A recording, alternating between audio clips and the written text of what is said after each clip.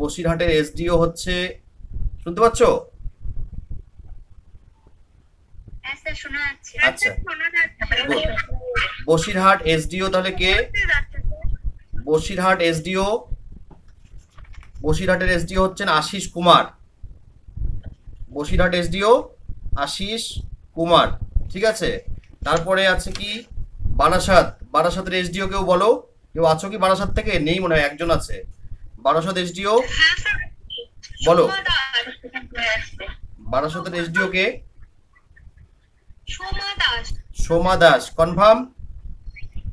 একটা কথা বলি, একটা কথা বলি, তোমরা যেদিন এসডিও অফিসে ইন্টারভিউ দিতে যাবে সেদিন তো এসডিও অফিসে ইন্টারভিউটা হবে, ইভেন এসডিও রুমে ইন্টারভিউ হবে, এবং এসডিও যেখানে চেয়ারে বসেছেন তার পেছন দিকে কাঠের একটা বেশ সুন্দর পলিশ করা কাঠের মধ্যে কে কখন কতদিন এসডিও ছিলেন সেরকম এরকম একটা লাগানো থাকে, তোমরা জানো এটা।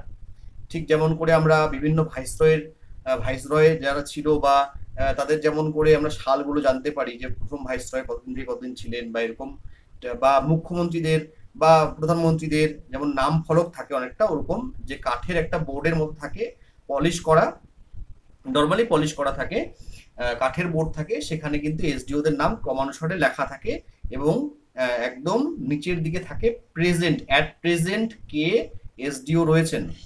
অথবা তোমরা এসডিও অফিসে যখন রুমে যখন ঢুকছো তখনই কিন্তু তার দরজার উপরে তার নাম এবং তার যে ডেজিগনেশন মানে ডিগ্রি, কি ডিগ্রি তিনি, আইএএস নাকি ডাব্লিউবিসিএস এক্সিকিউটিভ, সেটাও কিন্তু সেখানে লেখা থাকবে।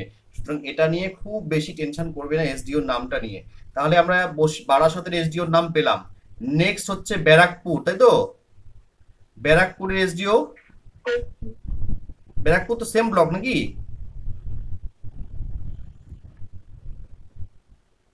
কেউ বলো ব্যারাকপুরের এসডিও কে কেউ বলো। মানে ব্যারাকপুর তোমার কোনটা ব্লকে পড়ছে? বারাসাতে পড়ছে কি? না, ব্যারাকপুর একটা আলাদা এসডিও, তাই তো? আচ্ছা, তাহলে ব্যারাকপুর থেকে তোমরা যারা আছো অনেকেই তো আছো, তোমরা বলতে পারছো না ব্যারাকপুরের এসডিওর নাম কেউ? দেখি তো কে কে আছে ব্যারাকপুর থেকে। ব্যারাকপুর থেকে আফসানা নিসা আছে, বলো।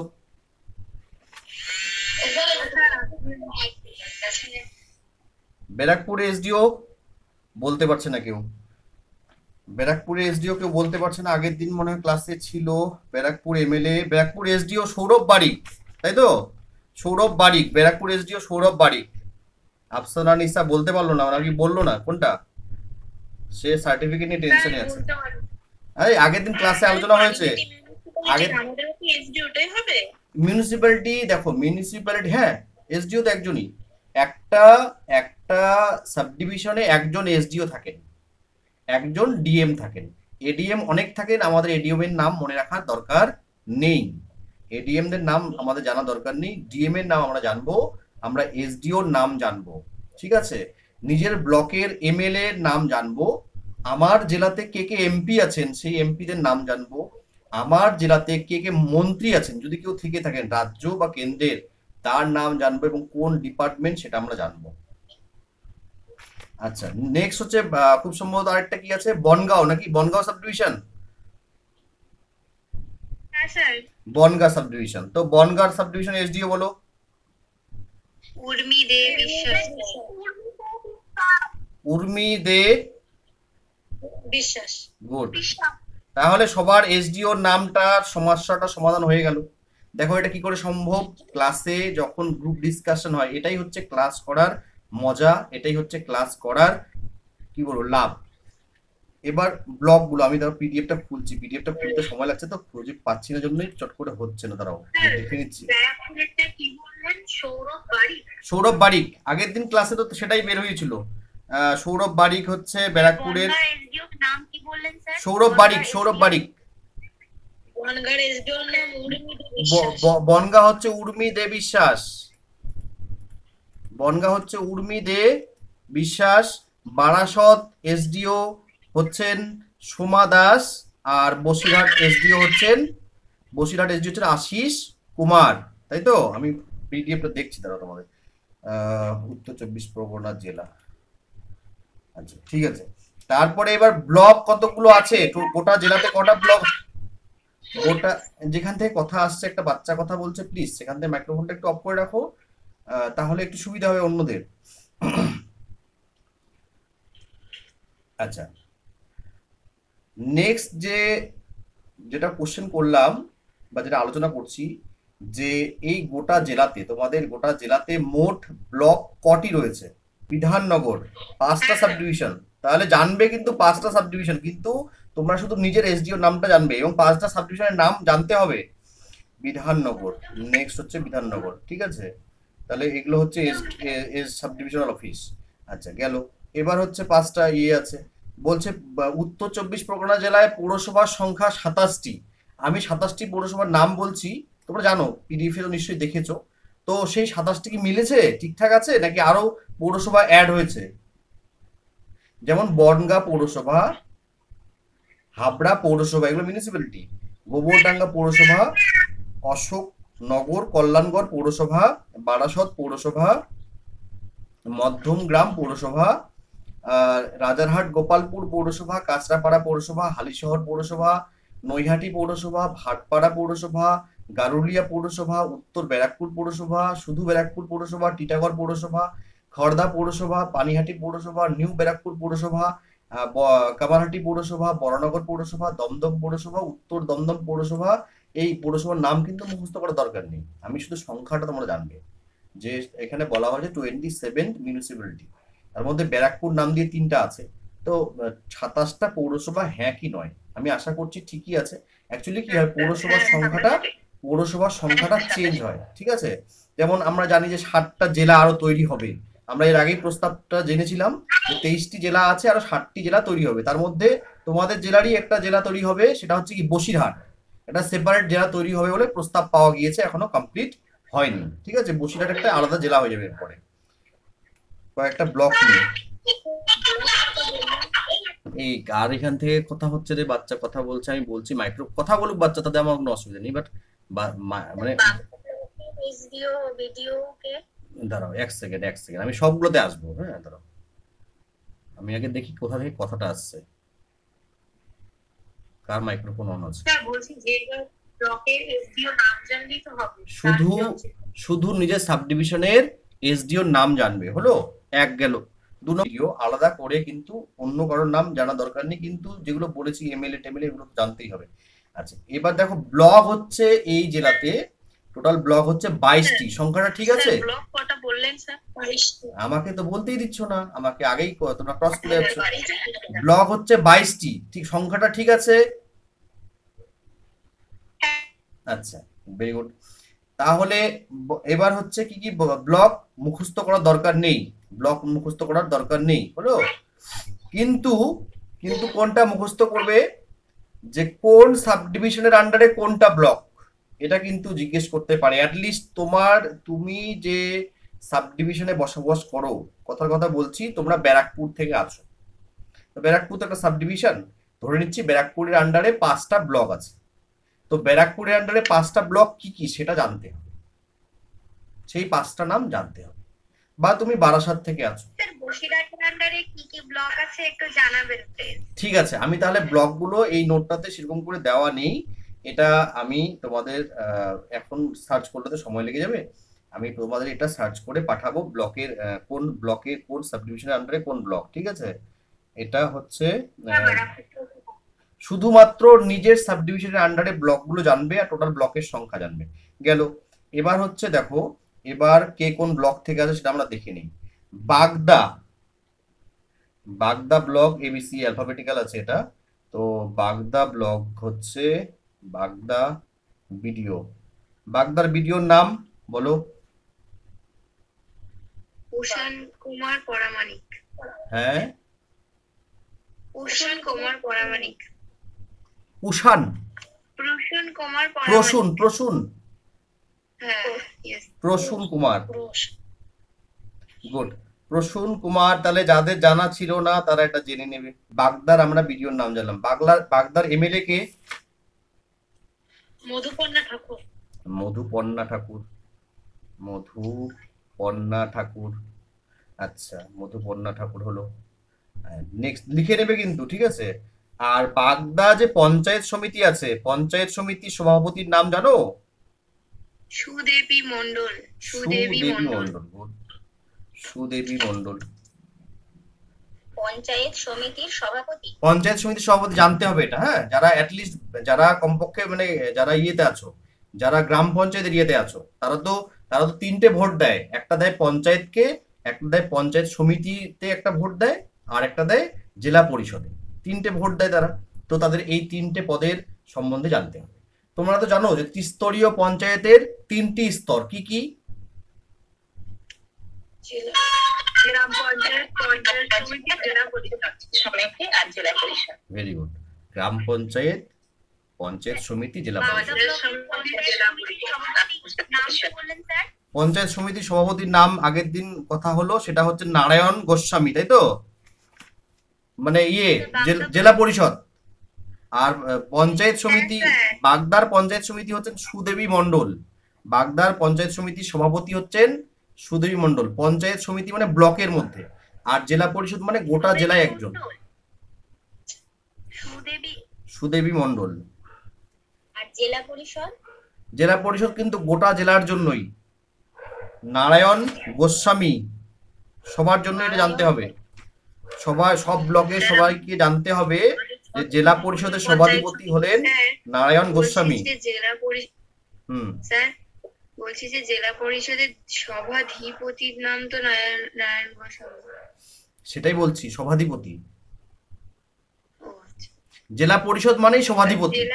আমি যদি সভাপতি বলেও থাকি, আমি যদি সভাপতির নামটা বলবেন পরে এস দিয়ে পরে আসবে, SW সবার লাস্টে আসবে। আমি বলছি জেলা পরিষদ মানে হচ্ছে সভাধিপতি একজনই থাকবেন। জেলা পরিষদ মানে সভাধিপতি একজনই থাকবেন গোটা জেলার জন্য, নর্থ 24 পরগনা, নারায়ণ গোস্বামী। হলো? আমি যদি সেটাকে সভাধিপতি না বলে কখনো ভুলক্রমে সভাপতি বলি, তার মানে বুঝবে আমি সভাধিপতিই বলেছি। হলো? জেলা পরিষদে কোনো সভাপতি হয় না, সভাধিপতি হয়। আচ্ছা, এটা গেল। তাহলে আমরা পেলাম। এবার তোমাদের জানতে বলেছি যেটা অপশনাল, মানে জানলে ভালো, সেটা হচ্ছে BMOH। BMOH প্রত্যেককে জানতে হবে নিজের ব্লকের। BMOH কে হন? BMOH হচ্ছেন তোমার ব্লকটিতে যে হাসপাতাল, ছোট ছোট হাসপাতালগুলো আছে, যদি থেকে থাকে মোটামুটি থাকে, তাহলে এই সমস্ত মানে ছোট ছোট গ্রামীণ হাসপাতাল, রুরাল যে হাসপাতালগুলো আছে, সেটার উপরে আরেকটা হাসপাতাল থাকে, সেটা হচ্ছে ব্লক হসপিটাল। ঠিক আছে? ব্লক হসপিটাল, যিনি হেড তাকে বলা হয় block medical officer of health, BMOH, block medical officer of health.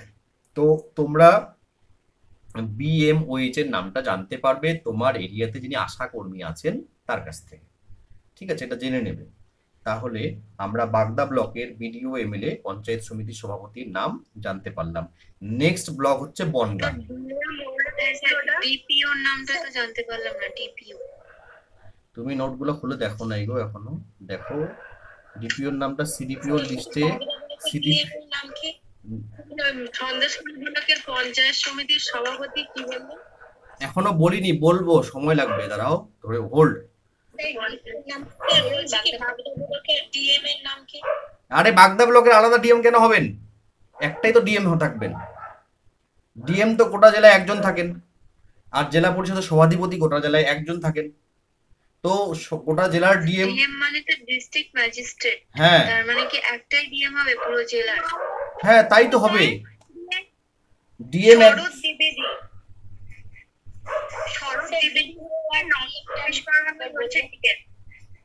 শরৎ দ্বিবেদী। এটা আছে যে তোমাদের যে জেলার যে ওয়েবসাইটটা আছে, সেখানে শুধু DM এর নামটাই দেওয়া আছে, বাকি নামগুলো দেওয়া নেই। কোনো কোনো জেলায় না খুব সুন্দর করে BDOদের নাম দেওয়া থাকে, অ্যাটলিস্ট মানে SDOদের নাম দেওয়া থাকে, এগুলো দেওয়া থাকে, কিন্তু তোমাদের জেলায় এটা পেলাম না। শরৎ কুমার দ্বিবেদী, একটা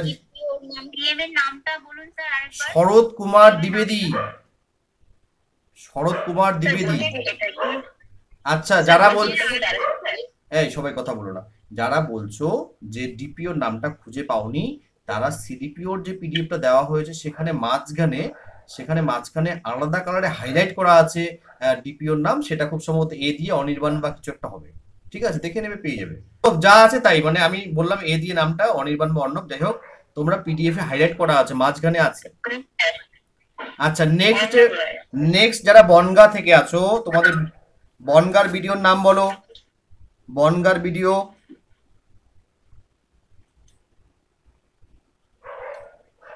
বনগা থেকে যারা আছো বনগার ভিডিওর নাম বলো। কে কে আছে বনগা থেকে?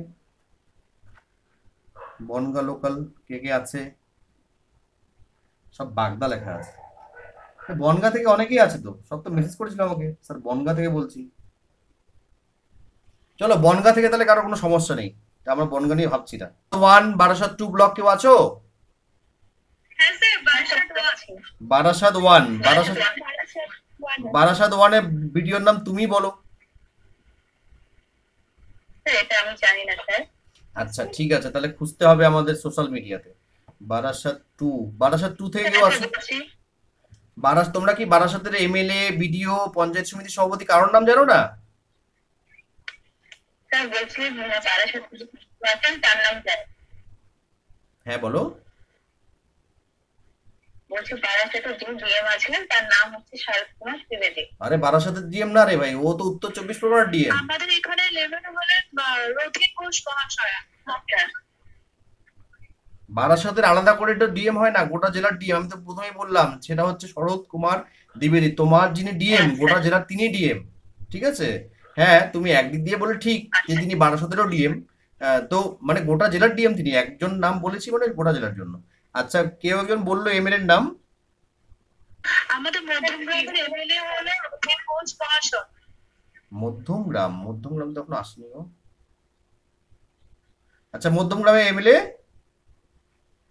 রথিন ঘোষ মহাশয়। রথিন ঘোষ তো কোনো একটা ডিপার্টমেন্টের মন্ত্রী কি? খাদ্য দপ্তর। এটা মনে রাখবে যে তোমাদের জেলাতে কে মন্ত্রী আছেন, কোথায় তার বাড়ি। রথিন ঘোষ,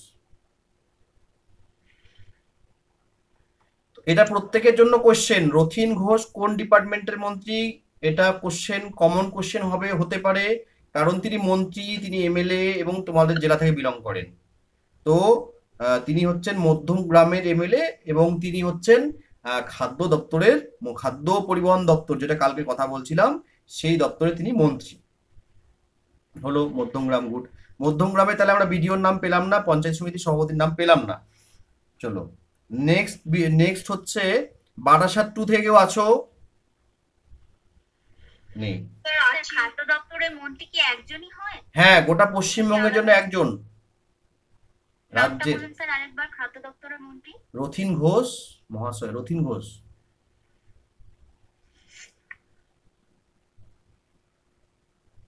মন্ত্রীগুলোর নাম আমি সেপারেটলি বলে দেবো আলাদা করে, তোমাদের যেটা জানতে হবে যে এনার বাড়ি এই জেলাতে।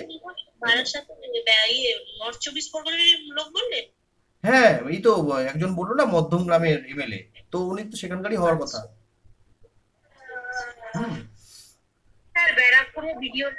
ব্যারাকপুরের ভিডিওর নাম আমরা আগের দিনই তো কথা বলেছি, তারাও দেখে নিচ্ছি। ব্যারাকপুরের ভিডিওর নামটা আগের দিন কথা হয়নি। সাংসদ হয়েছে, এমএলএ হয়েছে, এসডিও হয়েছে। না, সাংসদ গুগলে সার্চ করেছিলাম, ভিডিওর নাম রাজশ্রী চক্রবর্তী। না, রাজ চক্রবর্তী তো এমএলএ। ছবি আঁকো, আসো। দাঁড়াও 1 সেকেন্ড হোল্ড করো, আমি বলছি। আমডাঙ্গা ব্লক থেকে কেউ আছো কি? আমডাঙ্গা ব্লক থেকে কেউ আছো? নেই। আমডাঙ্গা থেকে কেউ নেই। ব্যারাকপুরে আসছি, দাঁড়াও। ব্যারাকপুর 1 ব্লক, রেসপন্স করছে না। ব্যারাকপুরে 2টো ব্লক আছে, 1, 2। Panihati municipality Barrackpore 1 block. পানিহাটিটা তো, হ্যাঁ দাঁড়াও 1 সেকেন্ড। ও বলেছে যে পানিহাটিটা ব্যারাকপুরের মধ্যেই কিনা, এটা আমার থেকে ভালো তোমরা বলতে পারবে যে তোমাদের। আচ্ছা, ব্যারাকপুর 2 এর মধ্যে পানিহাটি পড়ছে, ভেরি গুড। ব্যারাকপুর 2 এ পড়ছে পানিহাটি। তাহলে ব্যারাকপুর 2, আচ্ছা ভেরি গুড, তুমি জানো যখন ঠিকই আছে, দরকার হলে পরে ঘেটে নেওয়া যাবে। ব্যারাকপুর 1 এর বলা হয়েছিল এর আগের দিন এমএলএ রাজ চক্রবর্তী, তাই কি? স্যার নাকি 2 এর?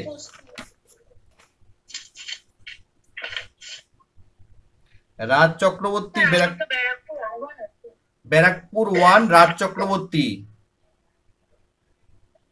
এমএলএ। আচ্ছা ভেরি গুড, খুব ভালো রেসপন্স। আচ্ছা ব্যারাকপুর 1 এ আমরা একটা জায়গা ছেড়ে গেছি, পরে আসছি ওটাতে, আসছি পরে। আচ্ছা ব্যারাকপুরে এমএলএ হলো, ব্যারাকপুরের সাংসদটা আমরা পেয়ে গেছি একটু আগেই, স্বরূপনগর ব্যারাকপুর। আচ্ছা ব্যারাকপুর, এই যে ব্যারাকপুরের হচ্ছে সাংসদ, ব্যারাকপুরের এমপি কে? পার্থ ভৌমিক, তাই তো? ব্যারাকপুরের এমপি হচ্ছে পার্থ ভৌমিক। হ্যাঁ, এমপি হলো পার্থ ভৌমিক। আচ্ছা তাহলে এবার বলো, হ্যাঁ এবার তাহলে বলো, যারা বসিরহাট থেকে আছো, বসিরহাটের এমপি কিন্তু রিসেন্টলি মারা গেল, ঠিক আছে, এখন পেন্ডিং, এখন কেউ ওখানে আর এমপি নেই। বসিরহাটের এমপি ডেট, ঠিক আছে, ওখানে উপনির্বাচন হবে, লোকসভা উপনির্বাচন, তখন নতুন করে এমপি আবার ইলেক্টেড হবেন।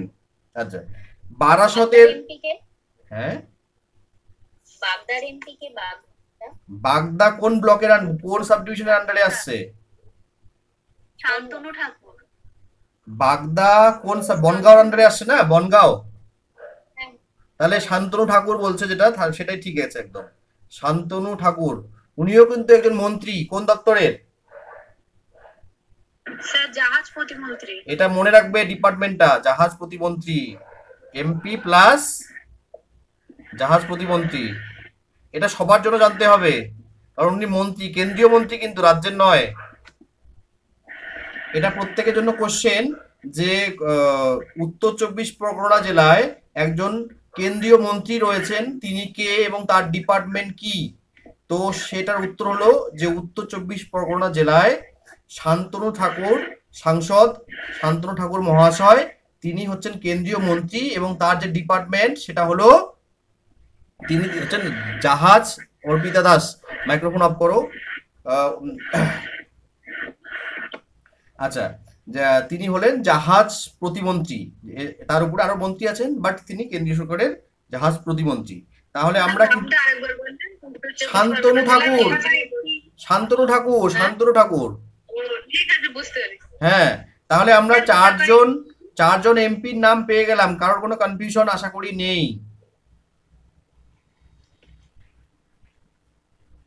সন্দেশখালী ব্লকের ভিডিওর নাম আসছি, দাঁড়াও, আসবো। ব্যারাকপুর হলো। বাদুড়িয়া থেকে কেউ নেই এখানে, বাদুড়িয়া থেকে নেই, হারোয়া থেকে নেই, মিনাখা থেকে কেউ আছো?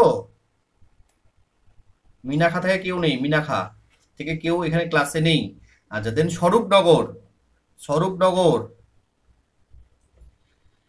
স্বরূপনগরের ভিডিও, স্বরূপনগরের ভিডিও হচ্ছেন বিষ্ণুপদ রায়। হ্যাঁ স্যার, একটু বেটে করে জানি না স্যার কেমন দেখেছো ভিডিওকে? ওর বন্ধু হয় না স্যার, ওর বাড়ি এখানে উত্তরবঙ্গে। স্বরূপনগরের ভিডিও হলো বিষ্ণুপদ রায়, ঠিক আছে, বিষ্ণুপদ রায়। আচ্ছা হলো। তারপরে এমএলএ হচ্ছেন স্বরূপনগরের বীণা মণ্ডল, তাই তো? গুড, এটা আগের দিনেই কথা হয়েছিল, বীণা মণ্ডল। তারপরে হচ্ছেন কি আছে, তারপরে পঞ্চায়েত সমিতির সভাপতি কে? অনুসুয়া মণ্ডল হয়ে গেল। স্বরূপনগর ক্লিয়ার। নেক্সট হচ্ছে আমরা আসছি হাসনাবাদ থেকে কেউ নেই আশা করছি এখানে। হিঙ্গলগঞ্জ থেকে দুজন, মনে একজন আছে। হিঙ্গলগঞ্জ কে আছো? হিঙ্গলগঞ্জ থেকে আছে তো? ক্লাসে তো বলেছিল আমাকে অ্যাড্রেস, হিঙ্গলগঞ্জ থেকে বলছি স্যার। কেউ নেই? চলো নেই হিঙ্গলগঞ্জ থেকে, তার মানে ক্লাসে জয়েন হওয়ার আর হয়নি হয়তো। বাগদার সিডিপিও তো বলেছিলাম গো, সিডিপিও লিস্টে বলিনি? দেবাশিস বিশ্বাস, হ্যাঁ বলা আছে। আচ্ছা তোমরা সিডিপিও লিস্টটা দেখবে, যারা পরে জয়েন হয়েছে ওরা অ্যাকচুয়ালি নোটগুলো দেখার সময় পায়নি, ঠিক আছে? সিডিপিও লিস্ট দেওয়া আছে, ওখানে ডিপিওর নামটা দেওয়া আছে, ওগুলো পেয়ে যাবে। হ্যাঁ সিডিপিও নিয়ে কমসে কম টেনশন নেই। স্যার আমি না ওখানে লিস্টে ডিপিও মানে সিডি ডিপিও নামটা পাইনি। আরে পাবে তো বাবা রে, এখানে 2 নম্বর পেজে আছে। ওখানে পৃষ্ঠা আছে কটা, 6টা পৃষ্ঠা আছে মোস্ট প্রবাবলি। 2 নম্বর পেজে লেখা আছে অর্ণব রায় ডিপিও। ডিপিও ঠিক আছে। তো হয়ে গেল, অর্ণব রায় লিখে রাখবে। এসডিও হ্যাঁ, বাগদা ব্লকের এসডিও, বাগদা ব্লকের এসডিও বাগদার এসডিও তো উর্মি উর্মিদে বিশ্বাস। বিশ্বাস। এসডি হচ্ছে উর্মিদে বিশ্বাস। উর্মি দে বিশ্বাস। তুমি কি পরে জয়েন করলে দিদি ক্লাসে? হ্যাঁ হ্যাঁ, এই তো একটু লেট হয়ে গেছিল। আচ্ছা চলো ঠিক আছে, কোনো ব্যাপার না। আচ্ছা চলো, নেক্সট হচ্ছে হিঙ্গলগঞ্জ। স্যার হ্যাঁ স্যার বলছি আমাদের মধ্যমগ্রামটা বারাসাত 2 এর মধ্যে বলে, আমাদের এমপি কি কাকলি ঘোষ দস্তিদার? আচ্ছা, তোমাদের ওখানে টোটাল কতগুলো এমপি আছে? অনেকগুলো এমপি আছে, মোর দেন 5। লোকসভা ইলেকশনের রেজাল্ট আমাকে দেখতে হবে, তাহলে বোঝা যাবে। এটা আমার জানা নেই। ঠিক আছে, আমি লোকসভা ইলেকশনের রেজাল্টটা যদি আমরা দেখি, আমরা খুব সহজে বুঝতে পারবো যে ওখানে কতজন এমপি কি আছে। ভিডিওর নাম জানতে হবে? বিডিওর নামটা জানবে, নিজের ব্লকেরটা জানবে। আচ্ছা, নেক্সট হচ্ছে সন্দেশখালী। হ্যাঁ হ্যালো, হ্যাঁ, কি ব্যারাকপুরে বিডিও ডিপিও সিডিপিও এর নাম জানেন? ব্যারাকপুরের বিডিও, ব্যারাকপুরের বিডিওর নাম একটু আগে কেউ একজন বললো। ব্যারাকপুরের বিডিওর নাম কে বললো? কেউ বলেনি ব্যারাকপুরের বিডিও? না কেউ বলে না। ব্যারাকপুর বলেনি, এসডিও বলেছিল। এসডি হচ্ছে সৌরভ বারিক। ব্যারাকপুরে এমএলএ রাজ চক্রবর্তী, ব্যারাকপুরের সাংসদ পার্থ ভৌমিক, এগুলো হয়েছে। হয়নি হচ্ছে ব্যারাকপুরে নির্মল ঘোষ, শ্রী নির্মল ঘোষ উনি কোথাকার? কি, উনি কি বিডিও? না এমএলএ এমএলএ নির্মল ঘোষ। অনেকগুলো ব্লক তো আছে বুঝলে। তোমরা মনে করো নিজের শুধু ব্লকের এমএলএ নামটা জানবে, কিন্তু যদি তোমাদের ব্লকে কোনো মন্ত্রী থাকে রাজ্য বা কেন্দ্রে, তার নাম মানে জেলাতে, তোমাদের জেলাতে যদি রাজ্য থাকার তো খুব স্বাভাবিক, যিনি আছেন রাজ্য বা কেন্দ্রের মন্ত্রী তার নাম এবং তার ডিপার্টমেন্টের নামটা জানবে। ব্যারাকপুরের বিডিওর নামটা এখনো আমরা উদ্ধার করতে পারিনি, আমরা দেখবো, আশা করি পেয়ে যাব। ব্যারাকপুরটা পাইনি। স্যার বলছি বারাসাতের ভিডিওর নামটা কি? বারাসাতের বিডিওর নাম, বারাসাত থেকে তো কেউ উত্তরই করলো না তোমরা। বারাসাতের বিডিওর নাম তো কেউ বল। আর আমি যখন বলতে গেছি সবাই মিলে কথা বলতে আচ্ছা, বারাসাতের বিডিওর নাম বলো। বারাসাতের ভিডিও আমি খুঁজে পাইনি না। পাওনি? আরেকজন স্যার কেউ? আমি করেছি পাইনি। আচ্ছা স্যার কেউ? আমি চেষ্টা করেছি পাইনি। আচ্ছা চলো, কেউই পাইনি। বারাসাত কিভাবে খুঁজতে হয় আমি বলছি। এগুলো ফেসবুকে খুঁজতে হয়। ফেসবুকে লিখতে হয় বারাসাতের সমষ্টি উন্নয়ন আধিকারিক। ফেসবুকে কেন পাওয়া যায়? কারণ ফেসবুকের নিউজগুলো ওগুলো হচ্ছে টাইপিং করে ইয়ে করা হয়, ফেসবুকে ছাড়া হয়। তো ওখান থেকে পাওয়া যাবে, টেনশন নেই, পাওয়া যাবে। ঠিক আছে, বারাসাতের পেলাম না, আমরা পেয়ে যাবো। আচ্ছা, হিঙ্গলগঞ্জ থেকে কেউ নেই। স্যার বলছি বারাসাতের হুম, স্যার বলছি বারাসাতের এমপি কি কাকলি ঘোষ দস্তিদার? বারাসাতের এমপি কাকলি ঘোষ দস্তিদার। হলো, ক্লিয়ার হয়ে গেল। এরা বুঝতে পারছো? হলো, ক্লিয়ার হলো কি? স্যার বলছি বারাসাতের এমএলএ টা কি চিরঞ্জিত হবে? চিরঞ্জিত চক্রবর্তী। ব্যাস হয়ে গেল, দেখো কত সুন্দর হয়ে যাচ্ছে। আচ্ছা, চিরঞ্জিত চক্রবর্তী মানে নায়ক, তাই তো? হ্যাঁ স্যার, হ্যাঁ স্যার। আচ্ছা, চিরঞ্জিত। চলো, তাহলে তো কোশ্চেন চক্রবর্তী। এটাও কোশ্চেন হতে পারে না যে তোমাদের জেলাতে এমএলএ এবং অভিনেতা কে?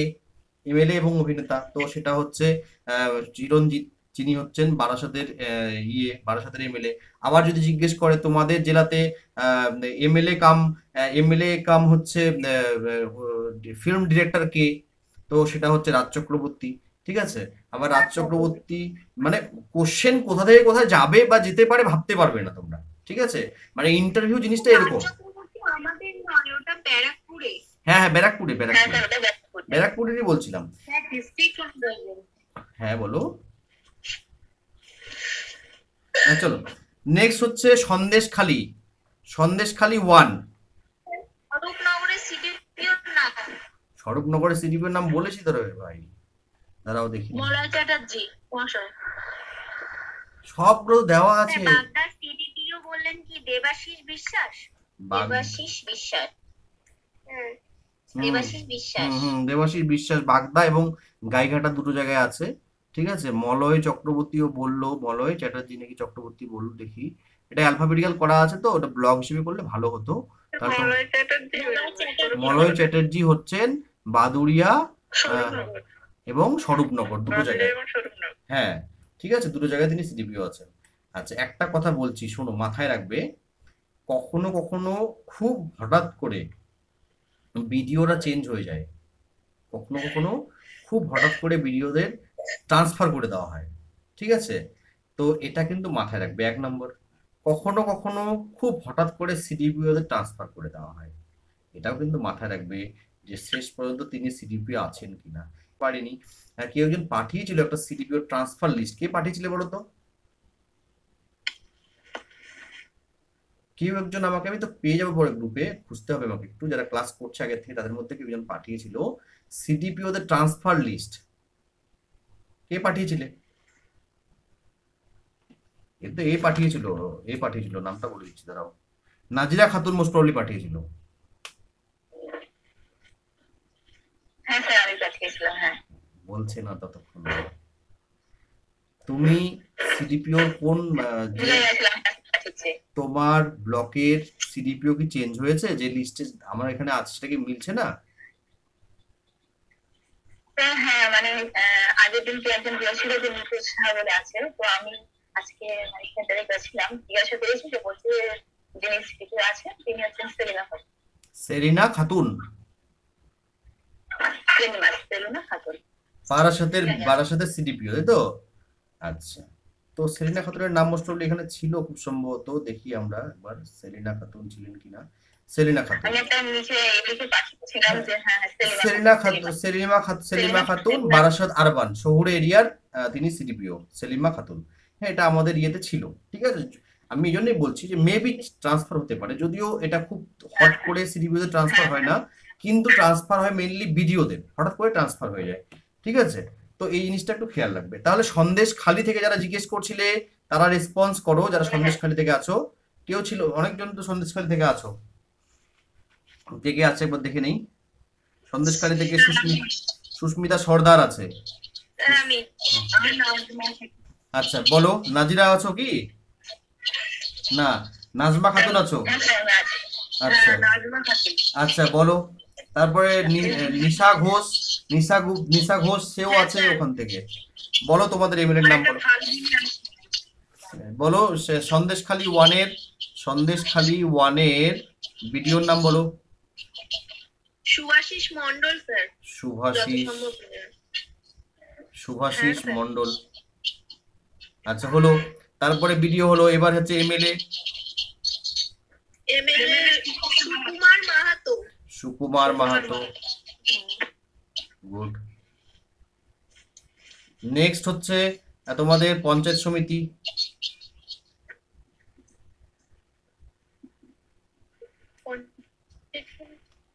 পঞ্চায়েত সমিতির সভাপতি নাম জানো কি? না জানি না।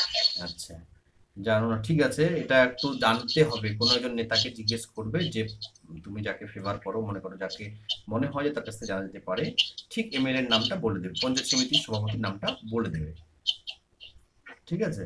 আচ্ছা তারপরে আমরা সন্দেশখালীর যে এত তর্ক বিতর্ক, এত রাজনীতি যেটা হলো, রেখা পাত্র, আর কি একজন ছিলেন নুরুল হাসান নাকি ছিলেন না নাম, যিনি মারা গেলেন, তো অনেক তৃণমূল বিজেপি এই সেই রাজনৈতিক বিষয়, এবং শেষে গিয়ে একজন মারাই গেলেন, ঠিক আছে। তার কি সব হয়েছিল, হার্ট অ্যাটাক করেছিল বা কিছু একটা, তো মারা গেলেন। এবার কিন্তু সেখানে আবার ইলেকশন হবে, তো তোমাদের কিন্তু এই কোশ্চেনটা মানে মেবি আস্কড, ঠিক আছে, হয়তো জিজ্ঞেস করতে পারে।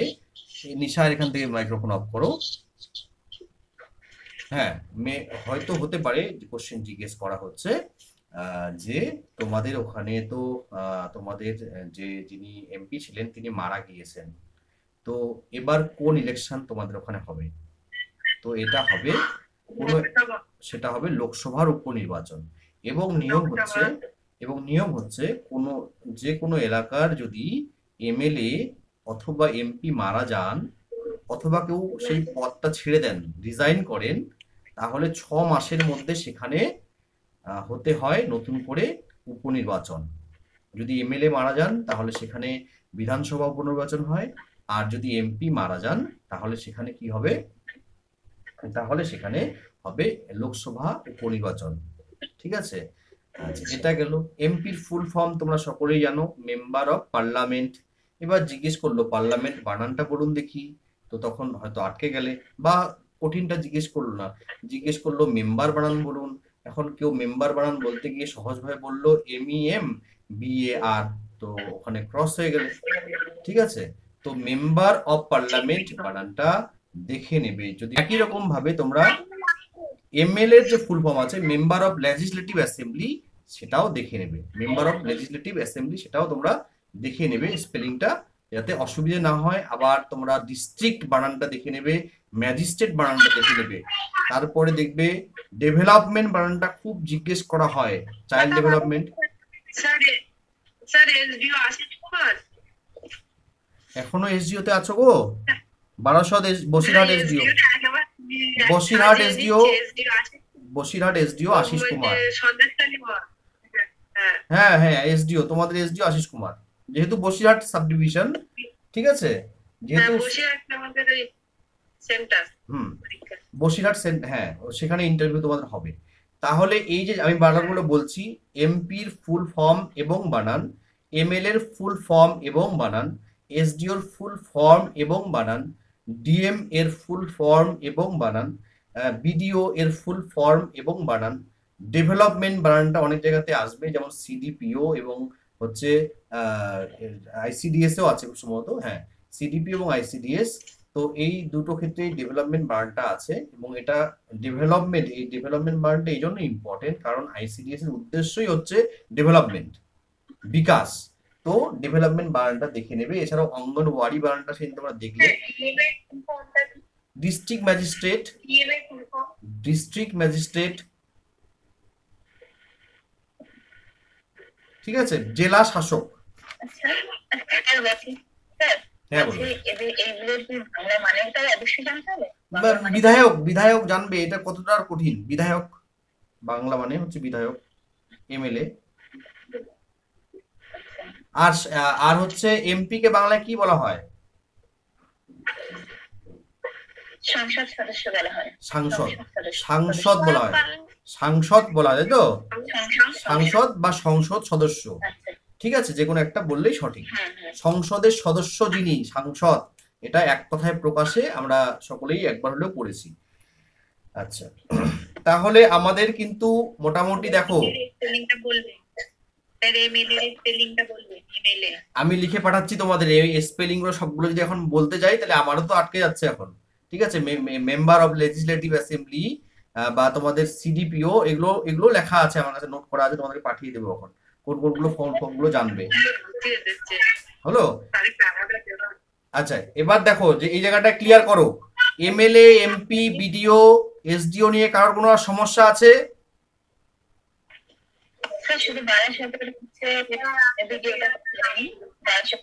বারাসাতের কোনটা লাগবে? ভিডিওটা। আচ্ছা, বারাসাতের ভিডিও। আর আর ব্যারাকপুরের ভিডিওর নাম জানা যায়নি। ব্যারাকপুরের ভিডিও, আচ্ছা এটা জানতে হবে। ব্যারাকপুরের ভিডিও কোথাকার? মধ্যমগ্রামের ভিডিও, মধ্যমগ্রামের CDPO। এই মধ্যমগ্রাম ব্লক আছে না আলাদা? আচ্ছা, ভিডিওর নাম জানা জানি, মধ্যমগ্রাম। তিনটে হলো, তিনটে। বাগদাটা তো জানলাম গো, বাগদাদ তো প্রসূন কুমার প্রামাণিক, প্রসূন কুমার প্রামাণিক। বাগদার SDPO নামটা জানা নেই। SDPO তো নয়, CDPO। বাগদারটা লেখা নেই। CDPO দেবাশিস বিশ্বাস। এই তো আছে, দেখো ওরা কেমন করে। DPO কে? DPO একজনই তো, সমস্ত ব্লকের একজনই DPO, অর্ণব রায়। হলো? এবার দেখো, এখানে তোমরা যখন ফুল ফর্ম গুলো পড়বে, সাধারণ যেগুলো ফুল ফর্ম আছে, আমি ফুল ফর্মের চ্যাপ্টারটাতে যাচ্ছি। সেখানে দেখো এইডসটা তোমাদের জানতেই হবে। এইডস যেহেতু তোমরা লিখিত পরীক্ষার সময় পড়েছো, তোমাদের সিলেবাসে আছে, তো এইডস এর ফুল ফর্ম, HIV এর ফুল ফর্ম তোমরা আশা করি জানো, কারোর কোনো অসুবিধা হবে না। এবার এএনএম, এএনএম এর ফুল ফর্মটা কেন জানতে হবে? কারণ যখন টিকাদান প্রক্রিয়াটা শুরু হয় তখন আমরা এএনএম এর নামটা তখন জুড়ে যায়, ঠিক আছে। আচ্ছা, এজি, এজিটা দরকার নেই, অ্যাডোলেসেন্ট গার্লস, এজি দরকার নেই, এজি আমার ফুল ফর্মটা কি? এএনএম অক্সিলারি নার্সিং এগুলো মিডওয়াইফারি। পিডিএফ দেওয়া আছে, এগুলোর পিডিএফ দেওয়া আছে তোমাদের, হ্যাঁ। আচ্ছা আচ্ছা, তারপরে হচ্ছে তোমাদের যেমন এডাব্লিউসি, খুব সহজ। এডাব্লিউসি কিন্তু দেখা গেল ইন্টারভিউ এর সময় যখন আমরা বলছি তখন আমরা প্রেসারে সেটা ভুল বলছি, মানে বুঝতেই পারছি না যে স্যার কি জিজ্ঞেস করছে, হতে পারে এরকম। এডাব্লিউসি হলো অঙ্গনওয়াড়ি সেন্টার, এডাব্লিউডাব্লিউ হলো অঙ্গনওয়াড়ি ওয়ার্কার। এখন ব্যাপারটা হলো এই যে অঙ্গনওয়াড়ি বানানটা এর আগের দিন তোমরা যখন অনেকেই লিখলে তখন কিন্তু অনেকেই সেটা কিন্তু মিস্টেক করলে, ভুল করলে, ঠিক আছে। তো অঙ্গনওয়াদি, অঙ্গনওয়াদি বানানটা এরকম করে হয়, অ্যাকচুয়ালি ডিটা কেন হয়, যেখানে ডয়ে শূন্য র থাকে সেখানে ডি লেখা হয়। তাহলে এডাব্লিউসি হলো, এডাব্লিউডাব্লিউ হলো, এডাব্লিউএইচ হলো, জানবে এগুলো। নেক্সট হচ্ছে বিসিজি, তোমাকে জানতেই হবে কারণ বিসিজি একটা ভ্যাকসিন আছে, বিসিজি তোমরা জানো এখন, আশা করি কারোর অসুবিধা নেই। বিডিওটা তো আলোচনা হয়েই গেল, হলো। বিএমওএইচ আমি একটু আগেই বলে দিলাম, block medical officer of health হলো। তারপরে নেক্সট হচ্ছে তোমাদের যেটা তোমাদের জন্য ইম্পর্টেন্ট সিডিপিও, এটা সবাই জানো এখন, চাইল্ড ডেভেলপমেন্ট প্রজেক্ট অফিসার। তারপরে হচ্ছে সিএমওএইচ, সিএমওএইচটা আবার কে? সিএমওএইচ হচ্ছে ডিস্ট্রিক্টের একজন হেড, ডিস্ট্রিক্ট হেড মানে হসপিটাল মানে স্বাস্থ্য ক্ষেত্রে ডিস্ট্রিক্ট হেডকে বলা হয় CMOH, chief medical officer of health, ঠিক আছে, জানবে এটা। তারপরে হলো ডিপিও, তোমরা সবাই জানো ডিস্ট্রিক্ট, আরেকবার বলবেন? আছে আছে পিডিএফ এ দেওয়া আছে, আমি জাস্ট কোনটা কোনটা দেখবে, কেউ একজন প্রশ্ন করেছিল, পিডিএফটা যদি না পেয়ে থাকো আমি দিয়ে দেবো এখন, ঠিক আছে। আমি এটা মার্কও করছি, তোমাদের আরো কমে যাবে মুখস্থ করার সংখ্যাগুলো। আচ্ছা, ডিপিও হলো, ডিপিও তোমরা সবাই জানো। প্রোগ্রাম বানানটা দেখবে, প্রোগ্রাম বানানটা কিন্তু এক এক জায়গায় এক এক রকম লেখা থাকে, ঠিক আছে, প্রোগ্রাম বানানটা খেয়াল করবে। তারপরে ইসিসিই, এটা তোমাদের পড়তেই হবে, early childhood care, care and education, ECCE.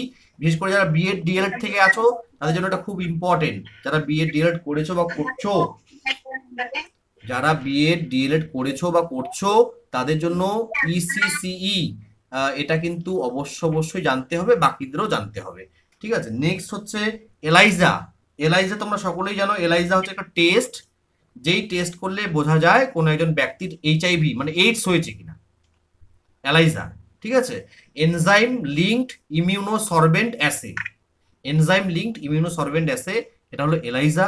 Next হচ্ছে ফাও, এফ এ, যেহেতু এটা আইসিডি এর সঙ্গে যুক্ত, ফাও FAO, এটা অবশ্যই জানবে, আমি মার্ক করে দিলাম, দরকার হলে আরেকবার ছবি তুলে পাঠিয়ে দেবো তোমাদের, যাতে সমস্ত ফুল ফর্মগুলো মুখস্থ করতে না হয়, বাট যেগুলো তোমাদের আইসিডিএস এর সঙ্গে কোনো না কোনো ভাবে জড়িত সেগুলো তোমাকে জানতেই হবে। এইচআইভি তো পড়বেই, আইসিডিএস পড়বে। তারপরে হচ্ছে আইএমআরটা বলে দেওয়া হয়েছে এর আগে অনেকবার করে, কালকে লাইভ ভিডিওটা যদি দেখে থাকো সেখানে আমি রেটটাও বলেছিলাম। তো যদি না তোমাদের সেটা না জানা থাকে, রেটটা আমি তোমাদের, কালকে খাতাটা এখানে নেই হাতের সামনে এখন, হ্যাঁ দেখো এইখানে একটা বলার বিষয় বলা রয়েছে, এই যে আইএমআর এমএমআর, এটা কি জিনিস? আইএমআরটা হচ্ছে কি ইনফ্যান্ট মর্টালিটি রেট, একদম একদম ভেরি গুড। তো এটা কি অ্যাকচুয়ালি ইনফ্যান্ট মর্টালিটি রেট বলতে আমরা খুব সোজা বাংলায় কি বুঝবো? শিশু মৃত্যুর হার, খুব ভালো। আর একটা হচ্ছে এমএমআর, এটার ফুল ফর্ম কি?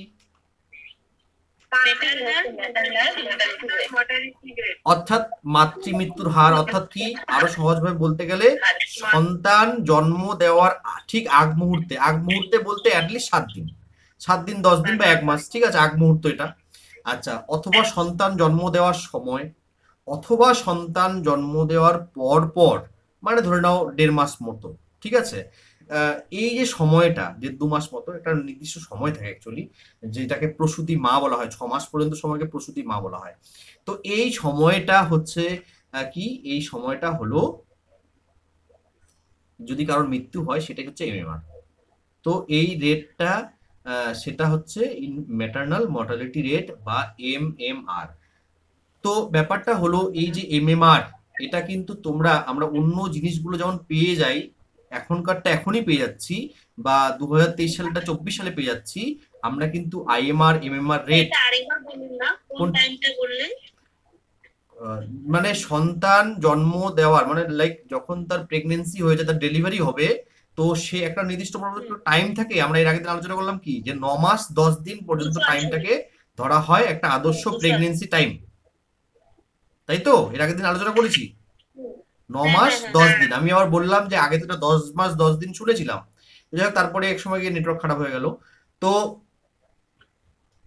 এই যে মা তার সন্তানকে জন্ম দেবেন দেবেন যে মুহূর্তটা, মানে মোটামুটি ধরে নাও জন্ম দেওয়ার 1 মাস আগে, অথবা ঠিক জন্ম দেওয়ার সময়ই, ঠিক আছে, অথবা সন্তানকে জন্ম দিয়েছেন কিন্তু জন্ম দেওয়ার সময় মায়ের মৃত্যু হয়নি, বাট কিছু তার মধ্যে জটিলতা দেখা দিয়েছে বা তৈরি হয়েছে, ঠিক আছে। তো এই যে এই সময়টাকে মেনলি ধরা হয়। এবার যদি তোমরা জিজ্ঞেস করো স্যার প্রসূতি মা কতদিন পর্যন্ত বলা হয়, তাহলে সেটার উত্তর হচ্ছে 6 up to 6 months। বেবিকে জন্ম দেওয়ার পরে 6 মাস পর্যন্ত প্রসূতি মা বলা হয়, ল্যাকটেটিং মাদার বলা হয়, ঠিক আছে। এই যে তাদের মৃত্যুর হার, সেটা হচ্ছে ম্যাটারনাল মর্টালিটি রেট, অথবা সেটা হচ্ছে কি মাতৃমৃত্যুর হার। তো এই যে রেট গুলো আছে আইএমআর অর এমএমআর, শিপ্রার ওখান থেকে মাইক্রোফোনটা অফ করে রাখো, যখন কথা বলবে তখন অন করো। আচ্ছা, এই যে আইএমআর এমএমআর, নূর ইসলাম এখান থেকে আছে জানি, বন্ধ করে রাখো, যখন দরকার হবে তখন অন করো। আচ্ছা, তো এই আরো আছে না, মাইক্রোফোন অন, সুস্মিতা মন্ডল আছে, মাইক্রোফোন অন করে। চলো, এখন কেউ নাই, দেখো কোনো এরকম ইকো হচ্ছে না, একজন আছে আরো। চলো, তো এই যে আইএমআর এমএমআর, এটা কিন্তু আমরা ইনস্ট্যান্ট পেয়ে যাই না। অর্থাৎ তোমরা যদি আমাকে জিজ্ঞেস করো যে স্যার 23 সালের আইএমআর কত, বা 23 সালের এমএমআর রেট কত, এমএমআর কত, তাহলে আমরা কিন্তু এটা পাবো না, নেট ঘেটেও পাবো না। যদি পাবলিশ হয়ে গিয়ে থাকে এতদিনে বা এই মুহূর্তে, মেবি পেতে পারি, কিন্তু এগুলো সঙ্গে সঙ্গে এগুলো পাবলিশ হয় না। কেন হয় না বলো? কারণ এই যে সারা দেশে 140 কোটি লোক, এখন সেই সংখ্যাটা হয়তো আরো বেড়েছে। তো এত বড় একটা দেশে এই ডেটা কালেকশন করাটা খুব সহজ একটা কাজ নয়। যদিও এখন এই কাজটাকে আরো সহজতর করার জন্য একটা এমসিপি কার্ড তৈরি করা হয়েছে। তোমরা হয়তো অনেকেই এমসিপি কার্ড সম্পর্কে জানো, যদি না জেনে থাকো আমি সেটা জানিয়ে দেবো। এমসিপি কার্ডের মধ্যে একটা ইউনিক নাম্বার দেওয়া থাকে, ঠিক আছে, ওই যেমন আধার নাম্বার। হ্যাঁ হ্যাঁ, এখন আমি কি বলেছি আমি ভুলে গিয়েছি, এখন ভুলে গেছি। এখন বাকিটা শোনো, তাহলে ভালো হবে। বাকিটা আমার কথা কেটে আসছে, আমি একবার লিপ করে আবার করছি, দাঁড়াও। তাই ছিলাম, সেটা হলো কি যে এমএমআর, তাই তো, সেখানে ছিলাম। শুনতে পাচ্ছ এবার? আচ্ছা, যেটা বলছিলাম যে সন্তান জন্ম দেওয়ার কয়েকদিন আগে, অথবা জন্ম দেওয়ার সময়, অথবা জন্ম দেওয়ার পরে যদি মায়ের মৃত্যু হয়, তাহলে সেটাকে এমএমআর বলা হয়। আইএমআর অথবা এমএমআর রেট আমরা ইনস্ট্যান্ট পাই না। কারণটা হচ্ছে গোটা দেশের এতগুলো ডেটা কালেকশন করাটা খুব সহজ একটা কাজ নয়। যদিও এখন এই কাজগুলোকে আরো সহজতর করার জন্য এমসিপি কার্ড বের করা হয়েছে। এখন তোমরা বলবে স্যার এমসিপি কার্ড কি, তাহলে সেটার জন্য আমি আলাদা করে বলবো পরে, ঠিক আছে। এমসিপি কার্ডের ছবিও পাঠাবো। সাধারণভাবে যেটা হচ্ছে, আগে পোলিও কার্ড ছিল। সেই কার্ড না, যাতে মা নবজাতক শিশুর তথ্য মানে সংগ্রহ করে উপরের মহলে পাঠানো হয়। আমি সেটাই বলতে যাচ্ছিলাম, যাই হোক বলে দিলে। তো এই হচ্ছে এমসিপি কার্ড এখন চালু হয়েছে। এমসিপি কার্ডে একটা থাকে কি ইউনিক নাম্বার, যেমন আমাদের আধার নাম্বার কখনোই কারোর সঙ্গে কারোর মিলবে না, অথবা প্যান নাম্বার কখনোই কারোর সঙ্গে কারোর মিলবে না। এরকম একটা ইউনিক নাম্বার থাকে, যেখানে তথ্যগুলো হচ্ছে কি একটার পর একটা অফিসে আপ টু আমাদের সেন্টার বা সেন্ট্রাল গভর্নমেন্ট, সেখানে তথ্যগুলো পৌঁছে যায়। এবং সেখানে কার কার্ড সেটা যেমন লেখা থাকে, ঠিক তেমনই কত নাম্বার আইসিডিএস সেন্টার, মানে আইসিডিএস সেন্টারে একটা কোড থাকে, তো সেই কোড নাম্বার লেখা থাকে এবং অনেকগুলো তথ্য লেখা থাকে। এই এমসিপি কার্ডটা হলো কিসের আধুনিক সংস্করণ? আগে যে আমরা সাধারণ পোলিও কার্ডটা দেখতাম সেটারই আধুনিক সংস্করণ হচ্ছে এমসিপি কার্ড। হলো, আমি আরো পরে তোমাদের একটা ছবি পাঠাবো, তো তোমরা বুঝতে পারবে। তো এই আইএমআর এমএমআর রেটটা হচ্ছে ইনস্ট্যান্ট পাওয়া যায় না। আমরা গুগল ঘেটে এখন যেটা পাবো এখনকার, কালকে যখন আমি ভিডিওটা করছিলাম তখন তো আমি পুরোনো ডেটাটা দিচ্ছিলাম, তো যদি এখন তার থেকে যদি চেঞ্জ হয় আমরা প্রত্যেকে কিন্তু এটা খুঁজে পাবো। যদি আমরা গুগলে সিম্পলি সার্চ করি ইন্টারনেটে যে what is the present IMR of India of our country, অথবা what is the present MMR of India, এভাবে সার্চ করলে কিন্তু গুগলে চলে আসবে। দরকার নেই আমি সার্চ করে স্ক্রিনশটটা। প্রসূতি মা বাচ্চা হওয়ার পরেই বলা হয়, বাচ্চা হওয়ার আগের মুহূর্তে বলা হয় না? তো গর্ভবতী মা তাহলে কাকে বলবো? হ্যাঁ, গর্ভবতী মা বলা হয়। একটা হচ্ছে প্রেগনেন্ট লেডি, একটা হচ্ছে ল্যাকটেটিং মাদার, মানে বুঝতে পেরেছো? হ্যাঁ, আমি তো এটুকু জানি, মানে তোমরা আরো এটা ভালো বেশি বলতে পারবে, বা যারা মা অলরেডি হয়েছে তারা আরো বেশি ভালো বলতে পারবে। আমি এটুকু জানি যে গর্ভবতী মহিলা বলা হয় আর প্রসূতি মহিলা বা প্রসূতি মা বলা হয়। এটা গেল একটা। তো এই রেটগুলো আমরা গুগলে সার্চ করব, যে রেটটা এখন শো করবে। আরেকটা জিনিস মনে রাখবে, গুগলে সার্চ করে আমরা যা তথ্য পাই প্রত্যেকটাই যে অথেন্টিক এবং জেনুইন ডেটা সেরকম কিন্তু ভাবার কোনো কারণ নেই। আমরা অ্যাটলিস্ট 2-3টে সাইট দেখে অ্যাসিওর হব যে কোনটা ডেটা অ্যাকসেপ্টেড বা অ্যাকসেপ্টেবল, কোনটা গ্রহণ করা যায়। তো সেটা নিয়ে আইএমআর এমএমআর রেট আমি বলে দেবো। আইসিডিএস সেন্টারের সংখ্যা, এটা অনেকের মনের মধ্যে কোশ্চেনটা ঘুরঘুর করছে, যে কোনো মুহূর্তে কেউ কোশ্চেন করে দেবে। সেটা হলো আমার কাছে লেখা আছে পশ্চিমবঙ্গের আইসিডিএস সেন্টারের সংখ্যা, সেই সংখ্যাটা আমার পেয়ে যাবে, এবং ভারতের আইসিডিএস সেন্টারের সংখ্যা। এখন ব্যাপারটা হলো তোমাদের জেলার যে ডিপার্টমেন্ট আছে আইসিডিএস এর, তারা কিন্তু তাদের যে ওয়েবসাইট আছে সেখানে কিন্তু এই তথ্য পাবলিশ করেনি, কারণ আইসিডিএস সেন্টারের সংখ্যা কিন্তু বাড়তে থাকে। তো এখন যেটা হবে যে আমাদের একটা আনুমানিক সংখ্যা, যেটা হচ্ছে 2 বছর বা 3 বছর আগের, এটা গুগল সার্চ করলে আমরা পেয়ে যাব, আমি পেয়েছি। তো সেই সংখ্যাটাকে ধরে একটা আনুমানিক, মানে সেই উত্তরটা হবে কি, যে মনে করো কথার কথা যে উত্তরটা হচ্ছে 3500, তাহলে আমার উত্তরটা হবে যখন আমি বলছি যে স্যার আমার জেলায় আনুমানিক 3500 আইসিডিএস সেন্টার আছে, এই আনুমানিক কথাটা কিন্তু ব্যবহার করতে হবে। 1 নম্বর। 2 নম্বর হচ্ছে যদি আমরা জনসংখ্যা, শিক্ষার হার বা এই সমস্ত বিষয়গুলো বলি যেগুলো সেন্সাস থেকে পাওয়া যায়, তাহলে কোন সেন্সাসের হিসেবে আমি বলছি সেই তথ্যটা, সেই সেন্সাসটার সালটা কিন্তু উল্লেখ করতে হবে। যখন আমরা যদি এখন বলি যে উত্তর 24 পরগনা জেলার শিক্ষার হার কত, তাহলে সেইটা হার যতই হোক না কেন আমরা কিন্তু উত্তরটা বলার সময় অবশ্যই সঙ্গে বলবো যে 2011 সালের সেন্সাস অনুযায়ী। তাহলে 2011 সালের সেন্সাস অনুযায়ী কেন বলছি, এটার উত্তর কেউ দাও।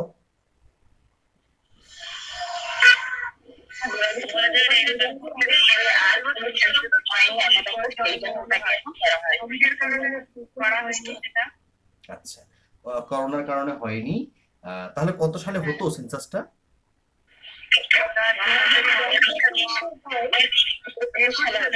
21 সালে। ঠিক আছে, তাহলে এটা আমরা সকলেই জানি। এবং তাহলে আমরা হয়তো এটা অনেকেই জানি না যে ভারতের প্রথম সেন্সাস কত সালে হয়েছিল, কেউ একবার বলার চেষ্টা করো। আমি বলবো? হ্যাঁ, সম্ভবত 1871 সালে। 71 বা 72 মোস্ট প্রবাবলি এরকমই হবে, আমার ওটাই মনে পড়ছে। ঠিক আছে, তাহলে সেন্সাসটা কিন্তু 1871, 1871 অথবা 72 সাল, যাই হোক না কেন একটু ঘাটলেই আমরা পেয়ে যাব। তো সেই সালটাই ও যেটা বলেছে ও ঠিকই বলবে, কারণ ও পড়াশোনা প্রচুর করেছে আমি জানি। আচ্ছা, তাহলে আইএমআরটা তোমাদের পড়তে হবে। হলো, রেট মানে অ্যাটলিস্ট মানে ফুল ফর্মটা।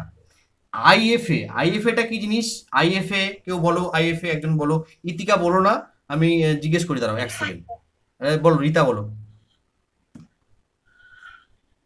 আইএফএ কি জিনিস? রীতা বল। খুব ভালো। তো আয়রন ফলিক অ্যাসিড, তোমরা জানো যে আইসিডিএস সেন্টার থেকে অথবা স্কুল থেকে কিশোরী মেয়েদের দেওয়া হয়, এটা একটা এক ধরনের ট্যাবলেট দেওয়া হয়, এবং ইভেন মহিলাদেরও দেওয়া হয়।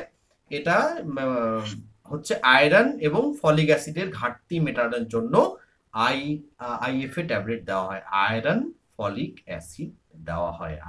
অ্যাসিড ট্যাবলেট দেওয়া হয়। তো এটা কিন্তু যেহেতু তোমাদের কাজের সঙ্গে যুক্ত, আইসিডিএস এর সঙ্গে যুক্ত, তাহলে এটা জানতে হবে। আচ্ছা, এই প্রসঙ্গে একটা কথা বলি। এই প্রসঙ্গে বলছি একটু আগে কোশ্চেনটা বললেন না যে প্রথম জনগণনা কত সালে হয়েছিল, ওটা 1872 সালে হবে। 72 সালে, তাই তো? ঠিক আছে, তো 1800, ঠিক আছে, চলো। যাই হোক, আমি এখন নেট ঘাটতে পারছি না, কোনো কিছু করতে পারছি না। চলো তোমার, 1872 সাল ওটা। হ্যাঁ দেখে নেবে, ও বললো, দেখে বললো, ঠিক আছে। চলো নেক্সট হচ্ছে, দেখো তাহলে আমরা আইএফএ, আইএমআর, এমএমআর পড়ছি ফুল ফর্ম। নেক্সট হচ্ছে আমাদের যেটা পড়তে হবে, এমএমআর তো পড়ছি, আর একটা এমএমআর আছে যেটা হচ্ছে মিজলস, মামস, রুবেলা। অ্যাকচুয়ালি একটা ভ্যাকসিন ছিল, এমআর, এখন এমআর দেওয়া হয়, আগে এমএমআর দেওয়া হতো, মিজলস, মামস, রুবেলা ভাইরাস দেওয়া, ভ্যাকসিন দেওয়া হতো। আচ্ছা, এই প্রসঙ্গে বলি, ভ্যাকসিন এর যে লিস্ট আছে, আমার চ্যানেলেই কমপক্ষে 4টা ভ্যাকসিনের আলাদা আলাদা ভিডিও দেওয়া আছে। কেন? কারণটা হচ্ছে ভ্যাকসিনের লিস্টটা আপ টু ডেট হয়, এটা টাইম টু টাইম পরিবর্তন হয়, ঠিক আছে। তো লাস্ট দেওয়া আছে, অথবা তোমাদেরকে হয়তো অলরেডি আমি দিয়েও দিয়েছি নোটসটা, না দিয়ে থাকলে দিয়ে দিচ্ছি বা দিয়ে দেবো, যে ভ্যাকসিন কোন সময়ে কোন ভ্যাকসিনটা দেওয়া হয়, ঠিক আছে। কিছু কিছু ভ্যাকসিন কি হয়, ভ্যাকসিন মনে করো hepatitis B1, hepatitis B2, hepatitis B3, মানে ভ্যাকসিনগুলো আবার রিপিট হয়, ভ্যাকসিনগুলো আবার কি হয়, রিপিট হয় একটা নির্দিষ্ট টাইমের বাউন্ডারিতে, সেগুলো আবার কি হয়, রিপিট হয়। তো সেগুলো সব লেখা আছে, তোমাদের কোনো অসুবিধা হবে না, তারপরে অসুবিধা হলে আমাকে বলবে। আচ্ছা, তাহলে এমএমআরটা আমরা জেনে যাচ্ছি, এটা হয়ে গেল। নেক্সট হচ্ছে এই যে একটা ডিপার্টমেন্ট আছে না, তোমার যে ডিপার্টমেন্টটা আছে, আমি বলেছি কি WCD and SW, WCD and SW, এটার উত্তর বলবে হচ্ছে, এটার উত্তর বলবে, এক দাঁড়াও আমি জিজ্ঞেস করছি, না আমি আগে উত্তরটা, কোশ্চেনটা জিজ্ঞেস করি, তারপরে এক সেকেন্ড, হ্যাঁ। কাকে জিজ্ঞেস করি, কাকে জিজ্ঞেস করা হয় না বলো তো? চলো টিনা, ওরা বলো, WCD আর SW এর ফুল ফর্ম কি?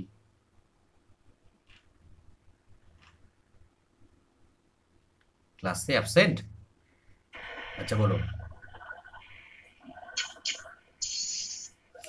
WCD অ্যান্ড SW এর ফুল ফর্ম কি?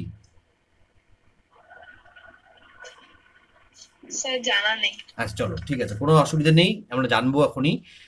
বিথিকা বলো, বিথিকা, বিথিকা ফুল, বাবা আমাকে বলতে দাও। বিথিকা, আমি বলছি, আমি সুরাইয়া। আমি সুরাইয়াকে কঠিন কোশ্চেন জিজ্ঞেস করবো, ওয়েট। বিথিকা বলো, WCD and SW full form কি? Woman and child development and social welfare. কে বললো এটা? স্যার আমি নাজিরা বলেছি। এটা বিথিকা বলেছিলাম, নাজিরা শুনতে পেয়েছি। চলো চলো, ঠিক আছে, কোনো ব্যাপার না। আচ্ছা, তারপরে দেখো এটা হচ্ছে তাহলে কি, যে women and child development and social welfare. Clear হলো? Women and child development and social welfare, তার মানে কি, নারী ও শিশু উন্নয়ন এবং সমাজ কল্যাণ দপ্তর, অথবা তোমরা যদি বলো যে শিশু ও নারী উন্নয়ন এবং সমাজ কল্যাণ দপ্তর, তাহলেও খুব একটা ভুল হবে না। নারী আর অ্যাকচুয়ালি যখন WCD বলছি, তখন আগে ডাব্লিউটা আসছে, তো উইমেনটা আগে আসছে, তো নারী। সরি, আমরা শুনতে পাচ্ছি সিডিপিও, আমি বলতে পারতাম, এটা কোশ্চেন তাহলে কেটে কেটে এসেছিল। সিডিপিও না, আমি WCD জিজ্ঞেস করছি, WCD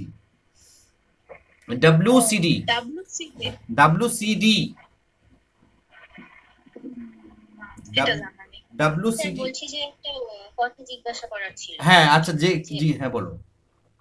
হ্যাঁ, বলছি যে হেল্পার আর ওয়ার্কার দুজনের কি প্রায় একই রকম ইন্টারভিউ? এইটাই আমি বলতে যাচ্ছিলাম মাঝখানে, যে তোমাদের এই, আমি জানতাম যে এই প্রশ্নটা আসবে, যে সবারই একই ইন্টারভিউ কি নয়, ঠিক আছে। এই জন্য হচ্ছে কি, দেখবে হেল্পারদের একটা কঠিন জিজ্ঞেস করা হয়েছে কোশ্চেন, হেল্পারদেরকে বেশি কঠিন কোশ্চেন জিজ্ঞেস করা হয়েছে। মুর্শিদাবাদ জেলার আমার যে হেল্পারের পিডিএফটা প্লে লিস্টটা আছে, যদি তোমরা কেউ দেখে থাকো, ওটা মুর্শিদাবাদ জেলার হেল্পারের, কিন্তু ওয়ার্কারের নয়, ঠিক আছে।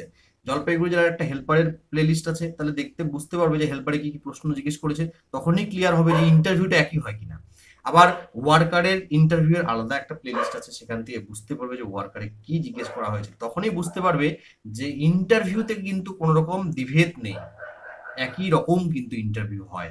এবং ইভেন এটা দেখা গিয়েছে যে মুর্শিদাবাদ জেলায় ইন্টারভিউ কঠিন হয়েছে, হেল্পারদেরকে সিচুয়েশনাল কোশ্চেন দেওয়া হয়েছে, হেল্পারদেরকে মুখে মুখে অঙ্কে জিজ্ঞেস করা হয়েছে, ওয়ার্কারদেরও জিজ্ঞেস করা হয়েছে, বাট ওয়ার্কারের যখন ইন্টারভিউটা হচ্ছিল, দুর্ভাগ্যবশত হোক বা যাই হোক না কেন, তখন আমি ইউটিউব মানে আইসিডিএস নিয়ে করতাম না, অঙ্গনওয়াড়ি ওয়ার্কার নিয়ে। তো সেটা তখনই হয়ে গিয়েছিল। তো যখন হেল্পারের ইন্টারভিউ হলো, তখন হেল্পারদের মুখে মুখে অঙ্ক জিজ্ঞেস করা হয়েছিল এবং মুখে মুখে নামতা জিজ্ঞেস করা হয়েছিল, নামতা যেটাকে আমরা বলি টেবল, সেগুলো জিজ্ঞেস করা হয়েছে। তো এবং যে সমস্ত কোশ্চেনগুলো জিজ্ঞেস করা হয়েছিল সেগুলো অনেকগুলোই হচ্ছে আমার চ্যানেলে তোমরা দেখতে পাবে যে প্রিভিয়াস কোশ্চেনগুলো কি কি ছিল। তাহলে খুব সহজেই বুঝতে পারবে যে ইন্টারভিউয়ের সময় হেল্পার ও ওয়ার্কার প্রভেদ করা হয় না, আলাদা করা হয় না। এখানে ইন্টারভিউটা দুটো পদের জন্যই ইন্টারভিউ কোশ্চেনগুলো একই রকম হতে পারে। কখন আলাদা হয়, কখন আলাদা হয় সেটাও বলছি। মনে করো, কথার কথা বলছি, যে এখানে তো তোমরা সবাই এইচএস পাস, এখানে তো এই জিনিসটা হওয়ারই কোনো চান্স নেই। মানে সবাই মাধ্যমিক পাস করেছো, উচ্চ মাধ্যমিক পাস করেছো। তো এখানে ওয়ার্কাররাও যেমন শিক্ষিত, হেল্পাররাও তেমনই শিক্ষিত। তাই এখানে ভাবার কোনো কারণ নেই। এর আগে হচ্ছে হেল্পার পোস্টটা ছিল ক্লাস 8 পাস। তো তখন কেউ কেউ সত্যিকারেরই 8 পাস ছিল, তো তাকে ওই লেভেলেরই কোশ্চেন জিজ্ঞেস করা হয়েছে এবং তাকে ইন্টারভিউ থেকে পরে বাদ দিয়ে দেওয়া হয়েছে। ওকে শুধু সান্ত্বনা হিসেবে ইন্টারভিউতে ডাকা হয়েছিল এবং বাদ দিয়ে দেওয়া হয়েছে। হলো, বা কাট অফটা একটু কমে যাওয়ার কারণে সে পেয়েছিল, বাট আলটিমেটলি সে পায়নি পরে চাকরিটা, কারণ সে ইন্টারভিউটা ভালো দিতে পারেনি। তো মানে লাইক আমি যাকে প্রশ্ন করব তাকে তো আমি দেখতে পাচ্ছি সামনাসামনি, তাহলে তাকে কোন লেভেলের প্রশ্ন করলে সে উত্তর দিতে পারবে এবং কোন লেভেলের প্রশ্ন করলে তাকে আমি থামাতে পারবো, সেটা কিন্তু যারা ইন্টারভিউ নেবেন তারা খুব ভালো বোঝেন।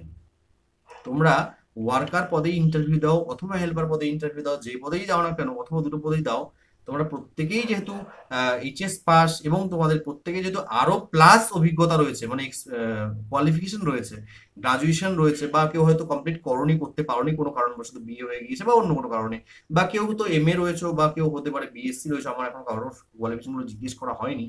তো ফলে এটা ভাবার কোনো কারণ নেই যে হেল্পারে আলাদা বা সহজ কোশ্চেন জিজ্ঞেস করবে, হেল্পারেও কঠিন কঠিন কোশ্চেন। ইন্টারভিউতে কি ম্যাথও জিজ্ঞাসা করা হবে? হ্যাঁ, ইন্টারভিউতে ম্যাথও জিজ্ঞেস করা হবে এবং কোনো পেন পেপার দেবে না, মুখে মুখে জিজ্ঞেস করা হবে। তাহলে কেমন ম্যাথ জিজ্ঞেস করা হবে সেই প্রশ্নটা মনের মধ্যে নিশ্চয়ই জাগছে। আমি সেটা একটা উদাহরণ দিচ্ছি, ঠিক আছে? সেটা হলো যে একটি ডিমের দাম। আমি আগেরবার ইন্টারভিউ দিয়েছিলাম। হ্যাঁ বলো দিদি। আগে সেখানে আমি ইন্টারভিউ দিয়েছিলাম, কি কি প্রশ্ন জিজ্ঞাসা করেছিল বলবো একটু? হ্যাঁ বলো। প্রথমে নিজের সম্পর্কে কিছু বলতে বলেছিল, সেটা আমি আমার মতো বলেছিলাম বুঝিয়ে। তারপরে জিজ্ঞাসা করা হয়েছিল তোমার ব্লকের মধ্যে কয়টি গ্রাম আছে, সেটা বলেছিলাম আমার স্বরূপনগরে টোটাল 96টি গ্রাম আছে। তারপরে বললো যে তোমার গ্রাম পঞ্চায়েত কটা আছে, 10টি, সেটাও বলেছিলাম। তারপরে বললো যে বিডিওর নাম বলো, বিডিও সাহেবের নামটা বলেছিলাম। বলার পরে বললো আমরা যে 5 জন আছি এখানের মধ্যে বিডিও কোনটা বলো তো। কিন্তু আমি বিডিওর কোনোদিন দেখিনি, আমি সেই জন্য বলতে পারিনি এটা। যে বললো কেন তুমি জানো না, কোনোদিন বিডিও অফিসে যাওনি? আমি বললাম না স্যার, আমি কোনোদিন যাইনি, সেভাবে আমার দরকার পড়েনি বলে। তখন বললো ঠিক আছে তোমার কটা বাচ্চা, কোন স্কুলে পড়ে, স্কুলের নামটা যখনই বলেছি তখন বললো যে তুমি একটা নিজে সরকারি প্রতিষ্ঠানে চাকরির জন্য এসেছো, অথচ নিজের বাচ্চাকে ইংলিশ মিডিয়ামে কেন দিয়েছো, কি কারণে? তখন আমি বললাম যে স্যার প্রাইমারি স্কুলে ঠিকঠাক ভাবে সেরকম পড়াশোনাটা উন্নত মানের হচ্ছে না বলে সেই জন্য আজকাল সবাই ইংলিশ মিডিয়ামে দিচ্ছে, সেই জন্য আমিও দিয়েছি আমার বাচ্চাকে। বললো এটা কখনো হতে পারে, তুমি নিজে একটা সরকারি প্রতিষ্ঠানে চাকরির জন্য এসেছো অথচ বাচ্চাকে পড়াচ্ছ ইংলিশ মিডিয়ামে কেন? এটাই লাস্ট প্রশ্ন ছিল। মানে ওখানে তোমাকে আটকে দিয়েছে, হ্যাঁ তোমাকে ওখানে টাফ করে আটকে দিয়েছে, টাফ কোশ্চেন জিজ্ঞেস করে, কারণ এবং সেই কারণেই তোমার চাকরিটা কি হয়ে গিয়েছে? না স্যার হয়নি। আমি বললাম না যে তারা জানেন। আচ্ছা, আমি একটু আগে যেটা বলছিলাম যে তারা জানেন যে ক্যান্ডিডেটকে কোথায় থামাতে হবে, তারা খুব সহজেই থামিয়ে দিতে পারেন। দেখো, যিনি প্রশ্নটা করেছেন না, তিনি ডিপিও, তিনি এসডিও হোক অথবা বিডিও হোক, অথবা সেই যে 5 জন আছে তাদের মধ্যে 5 জনের মধ্যে 3 জন বা 4 জন অথবা 5 জনেরই বাচ্চা প্রাইভেট স্কুলে পড়াশোনা করে। হ্যাঁ কি না বলো, তোমাদের কি মনে হয়? অবশ্যই। কিন্তু তারা তোমাকে কোশ্চেনটা করলেন এমন যেন তুমি খুব বড় একটা পাপ করেছো। অ্যাকচুয়ালি এটার জন্য তারা প্রশ্নটা করেননি, প্রশ্নটা এজন্য করা হয়েছে কারণ ক্যান্ডিডেটটাকে আমার থামাতে হবে, তাকে নার্ভাস করে দিতে হবে, তাকে সে যাতে উত্তরটা দিতে না পারে সেরকম সিচুয়েশনে আমাকে নিয়ে আসতে হবে। আর এই যে এই যে কোশ্চেনটা দিদি লাস্ট যেটা করলো, মানে বললো যে বেসরকারি স্কুলে কেন দিয়েছো, এরকম কোশ্চেন কোচবিহার জেলাতে রিসেন্টলি ইন্টারভিউ হলো, তখন জিজ্ঞেস করা হয়েছিল যে বাচ্চাকে সরকারি স্কুলে পড়াবেন নাকি বেসরকারি স্কুলে পড়াবেন এরকম, অথবা আরেকটা কোশ্চেন হয়েছিল যে বাচ্চাকে প্রাইভেট স্কুলে পড়াবেন নাকি অঙ্গনওয়াড়ি সেন্টারে পাঠাবেন, কোনটা করবেন এবং কেন করবেন, এরকম কোশ্চেন করা হয়েছিল। কঠিন কোশ্চেন এগুলো, খুব সহজে এগুলো উত্তর ওই মুহূর্তে বেরোবে না, ওই মুহূর্তে বেরোবে না। ঠিক আছে, অঙ্গনওয়াড়ি কেন্দ্রের সপক্ষে উত্তর দিন, কেন বাচ্চাকে অঙ্গনওয়াড়ি সেন্টারে পাঠানো উচিত, বেসরকারি স্কুলে পাঠানো উচিত নয় কেন। তো ক্যান্ডিডেটরা কি মানে যারা ওয়ার্কার হেল্পারে ইন্টারভিউ দিচ্ছে তারা কি এর থেকে বড় পরীক্ষার আরো অনেক ভালো মানের ক্যান্ডিডেট হলেও হয়তো চট করে মানে গুছিয়ে বলাটা খুব টাফ হয়ে যাবে। আচ্ছা, এবার যে বলছিলে বলো। হ্যাঁ অবশ্যই। যদি আমাকে এই প্রশ্নটা করে যে আপনি আপনার বাচ্চাকে অঙ্গনওয়াড়ি কেন্দ্রে বা প্রাইভেট স্কুলে পাঠাবেন, তাহলে আমি বলবো স্যার আমি অবশ্যই অঙ্গনওয়াড়ি কেন্দ্রে পাঠাবো বাচ্চাকে। কারণ সবার প্রথম আমি আমার জীবনে সারাটা জীবন সরকারি স্কুলে পড়েছি, আর আমি সবসময় যে স্কুলে পড়েছি সেখান থেকে খুব ভালো গাইডেন্স পেয়েছি। আর তাছাড়া অঙ্গনওয়াড়ির যে উদ্দেশ্যগুলো আছে, যদি একজন অঙ্গনওয়াড়ি ওয়ার্কার সঠিকভাবে সেগুলো পূরণ করে, যেমন বাচ্চার অপুষ্টি দূরীকরণ, তার হেলথের দিকে পুরোপুরি খেয়াল রাখা, এই সমস্ত কিছু একটা অঙ্গনওয়াড়ি কেন্দ্রেই হয়, কোনো প্রাইভেট স্কুলে আমি আজ পর্যন্ত হতে দেখিনি।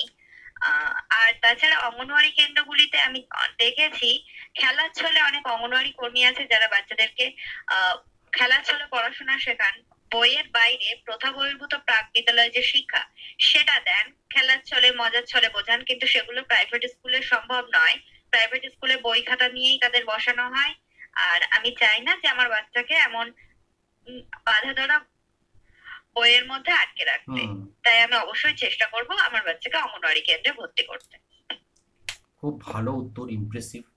ঠিক আছে, আর কেউ চেষ্টা করো দেখি সেম আনসার, আরো ইনোভেটিভ কিছু আমরা আরো অন্য কোনো পয়েন্ট পাই কিনা। একটা কথা মনে রাখবে, আমি বলে দিচ্ছি, যেটা আগের দিন বলতে গিয়েও আমি বলা হয়নি, যে আমি তোমাকে যে উত্তরটা যেভাবে বলতে বলছি তার মানে এটা নয় যে আমি তোমাকে এভাবে লাইনটা গুছিয়ে দিলাম যে তুমি এভাবেই বলবে।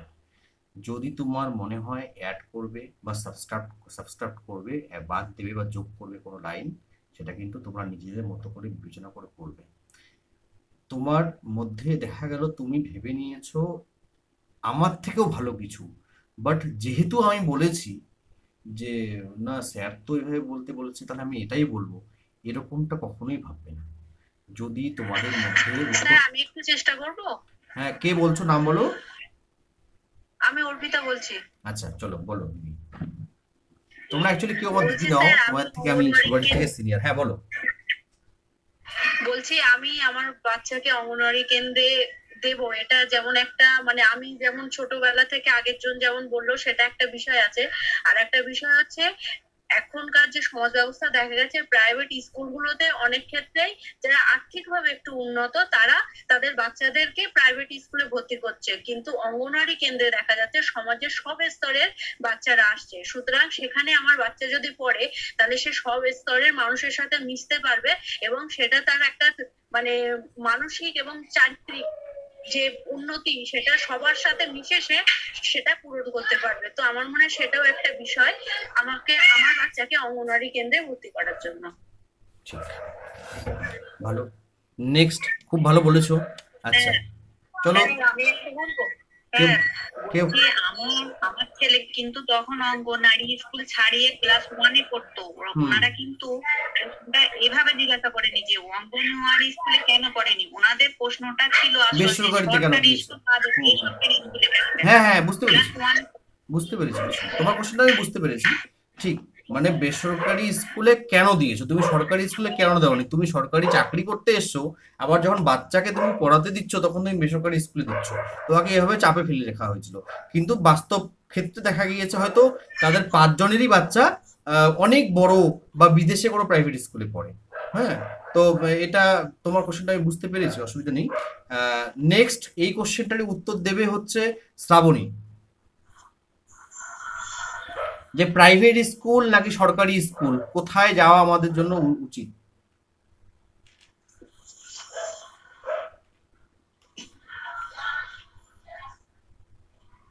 হ্যাঁ, অবশ্যই মানে সরকারি স্কুলের সপক্ষেই আমি বলবো। কিন্তু এক্সট্রা কোনো পয়েন্ট সেভাবে আমার এই মুহূর্তে মাথায় আসছে না। মানে যেগুলো একটু আগে ওনারা বলেছেন সেগুলোই মানে আমি একই মত আর কি পোষণ করবো।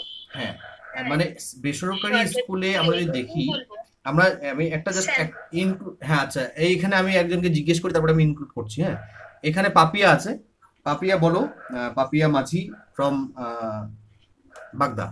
তো বলো যে তুমি এটা উত্তর কি দেবে যে সন্তানকে বেসরকারি স্কুলে দেওয়া উচিত, প্রাইভেট স্কুলে নাকি সরকারি স্কুলে দেওয়া উচিত? হ্যাঁ, আমি এক্ষেত্রে বলতে পারি যে আমার সন্তানকে অবশ্যই আমি সরকারি প্রতিষ্ঠানেই পাঠাবো। কেননা বেসরকারি প্রতিষ্ঠানে প্রথমত অনেক অনেক বই বা অনেক অনেক প্রেশারের বাচ্চাদেরকে রাখা হয়। সেক্ষেত্রে সরকারি প্রতিষ্ঠানে প্রেশারটা অনেকটা কম হয়, খেলাধুলা পড়ানো হয়। আমি চাই না আমার বাচ্চা কোনো রকম প্রেশারে থাকুক। কেন কি প্রেশারে বাচ্চারা থাকলে হয়তো তারা রোবটের মতো পড়াশোনা করে যাবে, কিন্তু তাদের একটা মানসিক বিকাশ যেটা হয় সেটা কিন্তু বাধা পড়ে, যেটা সরকারি প্রতিষ্ঠানে গেলে ওই জিনিসটা হয় না। কারণ কি সেখানে তারা অনেক খেলতে পারে। আর যেহেতু আমার বাচ্চা শিশু, ঠিক আছে, ছোট, সেহেতু তার পড়াশোনার থেকে খেলাধুলা মাধ্যমে শেখাটা সে শিখতে পারবে বেশি। ঠিক আছে, সেহেতু আমি সরকারি প্রতিষ্ঠানকে সাপোর্ট করব। এবং আমি যেহেতু নিজেই সরকারি প্রতিষ্ঠানে পড়ে পড়াশোনা করে এসেছি, তো সেহেতু আমিও চাইবো আমার বাচ্চা সরকারি প্রতিষ্ঠানে থাকুক। আর সরকারি প্রতিষ্ঠানে আগের থেকে এখন অনেক উন্নত হয়েছে, অনেক ইমপ্রুভ হয়েছে, সেহেতু আমি সরকারি প্রতিষ্ঠানে আমার বাচ্চাকে পাঠাতে চাইবো। আচ্ছা, ভেরি গুড। সেম কোশ্চেনের উত্তর দেবে সুস্মিতা সর্দার অথবা তাফসিরা খাতুন, যে কোনো একজন। দেখি কি আগে রেসপন্স করছে। স্যার বলছি যে আমি কি একটা পয়েন্ট বলবো? পরে বলবে, দাঁড়াও, দাঁড়াও, আমি এদের দুজনকে জিজ্ঞেস করে নিচ্ছি দেখি ক্লাসে আছে কিনা। ক্লাসে আছো কি তাফসিরা খাতুন? বলো, বলো তোমার বাচ্চাকে তুমি হচ্ছে মানে লাইক তোমার ছোট ক্লাসই ধরছি, হ্যাঁ, একদম প্রাইমারি স্কুলে পাঠাবে নাকি প্রাইভেট স্কুলে পাঠাবে? স্যার আমারও ওই একই মত যে আমি আমার বাচ্চাকে সরকারি স্কুলে পাঠাবো স্যার। আচ্ছা, সরকারি স্কুলে পাঠাবে। এবং সেই স্যার আমি একটা পয়েন্ট বলতে চাই। হ্যাঁ আচ্ছা, বলো এবার পয়েন্ট বলো। আমি একটা পয়েন্ট বলতে চাই। আচ্ছা, আমি শুনবো একটা করে পয়েন্ট শুনবো। টিনা বলো আগে। স্যার যেটা আমার মনে হয়, আমিও একটা সরকারি স্কুলেই পড়াশোনা করেছি, মানে অঙ্গনওয়াড়ি স্কুলেও পড়া, যেটা আমার মতামত। তুমি সরকারি স্কুলে পড়ো, বেসরকারি স্কুলে পড়ো, তুমি যদি অ্যাক্টিভ হও আর তোমার মা বাবাও যদি সমানভাবে অ্যাক্টিভ হও, হ্যাঁ, তো তুমি যদি একটা সরকারি স্কুলে পড়ো, দিদিমণিরা তোমার প্রতি অনেক বেশি আগ্রহী হবে। এটা আমাদের ধারণা যে প্রাইভেট স্কুলে দিদিমণিরা আমাদের যেহেতু পয়সা নিচ্ছে তাই জন্য আগ্রহী পড়ে, কিন্তু এটা ভুল কথা। তুমি যদি একটা ছাত্রী হিসাবে বা একটা অভিভাবক হিসাবে যদি সমান আগ্রহী হও বা সেই বিষয়টা জানতে হবে, তারাও তোমার প্রতি আগ্রহ বাড়াবে আর সমান গাইডনেসটাই দেবে, সমানভাবে গাইড করবে। আচ্ছা আচ্ছা, আর কে বলতে চাইলে বলো। আমরা বাচ্চাদের সম্ভবত ক্লাস 4 পর্যন্ত ইংলিশ মিডিয়াম পড়ে, তারপরে সকল বাচ্চাই 5 থেকে চেষ্টা করে সরকারি স্কুলে দেবার। বর্তমানে যাদের বাচ্চা ইংলিশ মিডিয়ামে পড়ছে তারা এই বিষয়ে কি উত্তর দেবে যে কেন ভর্তি করেছে, সেই উত্তরটা পেলে স্যার ভালো হতো। তোমাকে সিনারিওটা দেওয়া হচ্ছে যে কোথায় ভালো, হুইচ ওয়ান ইজ বেটার, কোথায় দেবো বা কোথায় দেওয়া উচিত। ওনারা তো আমাকে বলেনি যে সরকারিতে পড়ছে কি বেসরকারিতে পড়ছে, ওনারা স্কুলটার নামটা শুনেই বলেছে। প্রথমে আমাকে জিজ্ঞাসা করেছে কোন স্কুলে পড়ে। না ওটা ঠিক আছে, আমি তোমার ওই জায়গাটা গেছি, ওই জায়গাটা ওটা ক্লিয়ার, ওটা নিয়ে কোনো সমস্যা নেই, আমি তোমাকে সেটা বলছি না। আমি বলছি যে আমাদের যদি আলাদা কোশ্চেন করে তাহলে আমরা কি করব? মানে তোমারটা তো তোমার কাছে শুনলাম, তোমার এক্সপিরিয়েন্সটা শুনেছি। আমাদের এখন যেটা বিষয় আলোচনা হচ্ছে সেটা হলো যে লাইক এখানে জিজ্ঞেস করা হয়েছে নাজিরাকে বা কাউকে জিজ্ঞেস করা হয়েছে যে তুমি কোনটা সপক্ষে, সরকারি স্কুল নাকি প্রাইভেট, সরকারি স্কুল নাকি বেসরকারি স্কুল, এবং যদি এবং কোনটা সপক্ষে এবং কেন, যে কাউকে এরকম প্রশ্ন করা হতে পারে, তো সেটার উত্তরটা কি হবে? আমি এটা জিজ্ঞেস করছি, তো সেটারই উত্তর স্যার অনেকে। আমি একটা বলবো। হ্যাঁ বলো। হ্যাঁ, বলছি যে সরকারি স্কুলে ভর্তি করার আরেকটা মেন কারণও হতে পারে যে এখন যেহেতু সরকারি স্কুলে যে প্রত্যেকটা স্কুলে মিড ডে মিল প্রকল্প আছে, তো সেখানে একটা বাচ্চা পড়াশোনা করে আমাদের যে দৈনন্দিন যে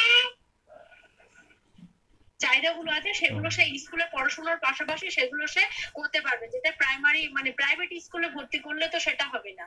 এটাই আমার বলার ছিল। খুব ভালো। আর আমি একটা পয়েন্ট বলতে চাই, হ্যাঁ আমি একটা পয়েন্ট বলতে চাই, সেটা হচ্ছে যে নানা রকম স্কলারশিপের একটা ব্যাপার আছে, এটাও তারা সুবিধা পাবে। আচ্ছা ঠিক আছে, মানে যারা হচ্ছে আর্থিকভাবে পিছিয়ে আছে তাদের জন্য স্কলারশিপ আছে, তো আচ্ছা হলো, বেশ ভালো পয়েন্ট। ও হ্যাঁ, ওই তো প্রকল্পগুলো আছে। আচ্ছা, আর কেউ বলবে এই বিষয়টাতে? অনেকেই বলতে চাইছে, ঠিক আছে, অনেকেই বলতে চাইছে। হ্যাঁ হ্যাঁ, মানে প্রকল্পগুলো আছে, হ্যাঁ হলো, একটু হলো। আচ্ছা, তারপরে আরেকজন কেউ? আমি আজকে নতুনদের নামগুলো না বলতে পারছি না, নামগুলো লিখি নাই তো, ওই জন্য নতুনদেরকে জিজ্ঞেস করতে হবে অবশ্যই। হ্যাঁ, মৌসুমী বিশ্বাস নতুন আজকে ভর্তি হয়েছে, মৌসুমী বিশ্বাস। হ্যাঁ বলো। স্যার আমি বলতে থেমে গিয়েছিলাম, একটু বলবো? হ্যাঁ বলো বলো। হ্যাঁ হ্যাঁ স্যার, বলছি যে আমি দেখেছি যে আমি প্রাইভেট পড়াই, আমার কাছে একটা ছেলে পড়তে আসে আর কি, ক্লাস 1-এ পড়ে, কিন্তু সে বেসরকারি স্কুলে পড়ে। তার কাছে যে যে যে সেরকম মানে যে ওই ছেলেটি যেরকম মানুষ, তার থেকে তার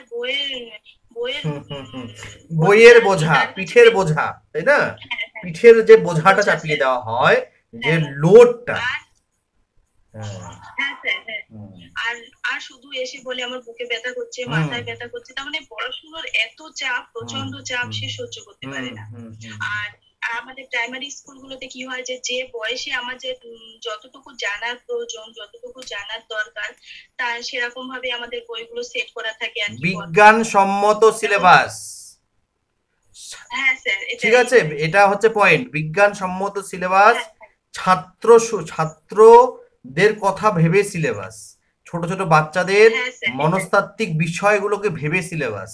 তা এই যে পিঠে একখানা 15 কেজি বইয়ের ব্যাগ, সেটা তার তো স্পাইনটাকেও নষ্ট করে দিচ্ছে, তার স্পাইনাল কর্ডটাকেও নষ্ট করে দিচ্ছে, সে তো অসুস্থ হয়ে যাচ্ছে, তার বুকে ব্যথা করছে, পিঠে ব্যথা করছে, তার পিঠ ভাঁজ হয়ে যাচ্ছে। ঠিক আছে, তো এই যে জিনিসগুলো, এবং এটা গেল একটা পয়েন্ট। আরেকটা পয়েন্ট হচ্ছে যে সরকারি স্কুল মানে, যদিও এখনো প্যারা টিচার আছে এবং তারা অনেকেই হয়তো মেবি প্রশিক্ষিত নয়, তো সরকারি স্কুলে প্রশিক্ষিত শিক্ষক রয়েছে, যেগুলো আমরা কিন্তু বেসরকারি স্কুলে আদৌ মানে প্রশিক্ষিত কিনা, প্রশিক্ষিত মিনস ট্রেইনড, বিএড ডিএলএড করা, ঠিক আছে, যেটা কিন্তু প্রাইভেট স্কুলে নয়, নেই, 1 নম্বর। 2 নম্বর হচ্ছে এই যে প্রাইভেট স্কুলগুলোতে একটা কম্পিটিশনে সবসময় বাচ্চাদের রাখা চেষ্টা করা হয়, তার ফলে বাচ্চাদের যেমন উপরে মানসিক চাপ থাকে, ঠিক তেমনই ভাবে বাচ্চার মা বাবার উপরেও মানসিক একটা প্রেশার থাকে। আমরা দেখছি, যদি প্র্যাকটিক্যালে দেখি, দেখবে বাড়িতে যদি একটা বাচ্চা প্রাইভেট একটা স্কুলে 1-এ, মানে 1-এর থেকে তো এখন 2-3টা ক্লাস লো আছে আরো, মানে সেই ক্লাসগুলোতে পড়ে, বা 1-এ পড়ে বা 2-এ পড়ে, তাহলে তার মাকেও ততটাই পড়াশোনা করতে হয় বা তার থেকে কয়েক গুণ বেশি পড়াশোনা করতে হয়। তারপরে হচ্ছে কি, তারপরে হলো যে আমি একটু আগে বলিনি, আমার শেষ হয়ে গেছে, আমার মোটামুটি জ্ঞান শেষ, তারপরে তোমরা বলবে। তারপরে হলো যে হোমওয়ার্কের চাপ দেওয়া হয় অত্যধিক পরিমাণে, যেটা হচ্ছে তাদের হচ্ছে সারাদিন কি হয়, তাদের সারাদিন ঘরের মধ্যে আবদ্ধ করে রাখে, ফলে তাদের যে সামাজিকতা সেটাও ধীরে ধীরে নষ্ট হয়ে যায়, তারা বাইরের কারোর সাথে মেশার সময় সুযোগটুকু পায় না।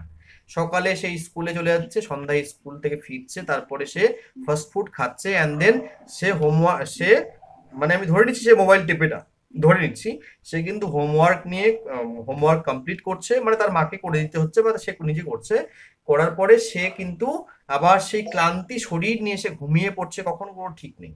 তো এগুলো হচ্ছে শারীরিক ভাবে তার উপর একটা পরিশ্রম, মানে একটা ধকল, এবং মানসিক ভাবে তার উপরে ধকল, এবং হচ্ছে কি এই যে বেসরকারি স্কুলগুলো যে কম্পিটিশন, বেসরকারি স্কুলগুলোতে ভর্তি করার জন্য যে পিতামাতার আকাঙ্ক্ষা, সেটাতে অনেকের নাভিশ্বাস হয়ে যাচ্ছে এই জন্য, কারণ এখানে অনেক বড় ধরনের কি নেওয়া হয়, অ্যাডমিশন ফিজ নেওয়া হয়, যেটা অপ্রয়োজনীয় অ্যাডমিশন ফিজ নেওয়া হয়। কিন্তু যেহেতু এখন কম্পিটিশনের যুগ চলছে, তাই একটা ক্লাস 1-এর বাচ্চাকে ভর্তি করার জন্য 1 লক্ষ পর্যন্ত টাকা ডোনেশন দেওয়ার জন্য কেউ দুবার ভাবে না, বা চান্স পাওয়াটাই হলো বড় কথা। সে কিন্তু আর্থিকভাবে অনেকটা সে কিন্তু ক্ষতিগ্রস্ত হচ্ছে, সে কিন্তু বুঝতে পারছে তার ডেইলি লাইভলিহুড ম্যানেজ করতে সে পারছে না, সে 3 বেলার খাবার সে হয়তো ম্যানেজ করতে পারছে, বাট তার থেকে বাইরে সে আর কিছু করতে পারছে না। কারণ ওই যে যদি সন্তানের ফিজটা স্কুলে টাইম মতো দেওয়া না হয়, তাহলে পরের দিনই গার্জিয়ান কল হবে, অথবা পরের মাসে সেই বাচ্চাকে বলে দেওয়া হবে ক্লিয়ারলি সবার সামনে, বা গার্জিয়ানকে ডেকে বলে দেওয়া হবে যে আপনার বাচ্চাকে আমরা রাখতে পারবো না। ঠিক আছে, এর আরেকটা পয়েন্ট হ্যাঁ বলো। আমি বলবো স্যার একটা, স্যার বলছি ইংলিশ মিডিয়ামে মানে বেসরকারি আপনার স্কুলের মধ্যে প্রত্যেক সপ্তাহে হচ্ছে ক্লাস টেস্ট নেওয়া হয় প্রতি মাসে মাসে সরকারি স্কুলে 3-4 মাস পর পর মানে একটা চাকরি ব্যাপার। মানে পড়াশোনার চাপটা তো আছেই, তাছাড়াও শারীরিক, মানসিক, আর্থিক সমস্ত ধরনের চাপ মানে প্রত্যক্ষ পরোক্ষভাবে সন্তান এবং সন্তানের পিতামাতার উপরে আসছে, যেটা গভর্নমেন্ট স্কুলে নেই। এখানে হচ্ছে কি স্বাস্থ্যসম্মত সিলেবাস, এখানে বিজ্ঞানসম্মত সিলেবাস, এখানে শিশু সুলভ বা শিশুদের জন্য মানে কি বলবো, শিশুদের মানে যেটাকে বলা হয় শিশু মানে লাইক ফ্রেন্ডলি, যেটা আর কি, হ্যাঁ মানে চাইল্ড ফ্রেন্ডলি সিলেবাস। ঠিক আছে, তারপরে হচ্ছে কি ট্রেন্ড টিচার, এবং হচ্ছে কি বাচ্চাদেরকে হ্যাঁ ক্রিয়েটিভিটির দিকে নজর দেওয়া হয়। এখানে বাচ্চাকে কখনোই মানে কোনো কিছুর জন্য ফোর্স করা হয় না, তোমাকে এটা করতেই হবে বা তোমাকে এটা কালকে করে নিয়ে আসতেই হবে, এরকম ফোর্সটা এখানে করা হয় না, যেটা কিন্তু প্রাইভেট স্কুলে করা হয়। তো আমরা মেবি হতে পারে যে আমার বাড়ির বাচ্চাও হয়তো প্রাইভেট স্কুলে পড়ছে, কিন্তু যখন আমি ইন্টারভিউতে বলবো তখন কিন্তু আমাকে বেসরকারি স্কুলের বিরুদ্ধেই বলতে হবে, এবং সরকারি স্কুল যে ভালো দিকগুলো আছে সেগুলো বলতে হবে। আমার বাড়ির বাচ্চাও হয়তো স্কুলে পড়ে প্রাইভেট স্কুলে, তোমাদের বাড়ির বাচ্চাও হয়তো প্রাইভেট স্কুলে পড়ে, বাট সিনারিওটা ওখানে কিন্তু এরকমই হতে হবে। মানে তুমি জানো কিনা বিষয়টা সেটা হচ্ছে মোদ্দা কথা, বাচ্চা কোথায় পড়লো সেটার থেকে বড় কথা হচ্ছে ওটা। ঠিক আছে, এরকম কোশ্চেন কিন্তু হয়। আচ্ছা, এটা গেল একটা কোশ্চেন। নেক্সট আমার একটা কোশ্চেন ছিল স্যার, হচ্ছে আমার যে ইন্টারভিউ ডেটটা পড়েছে সেটা হচ্ছে 24 তারিখে, হ্যাঁ মানে এই মাসের 24 তারিখে 24 অক্টোবর।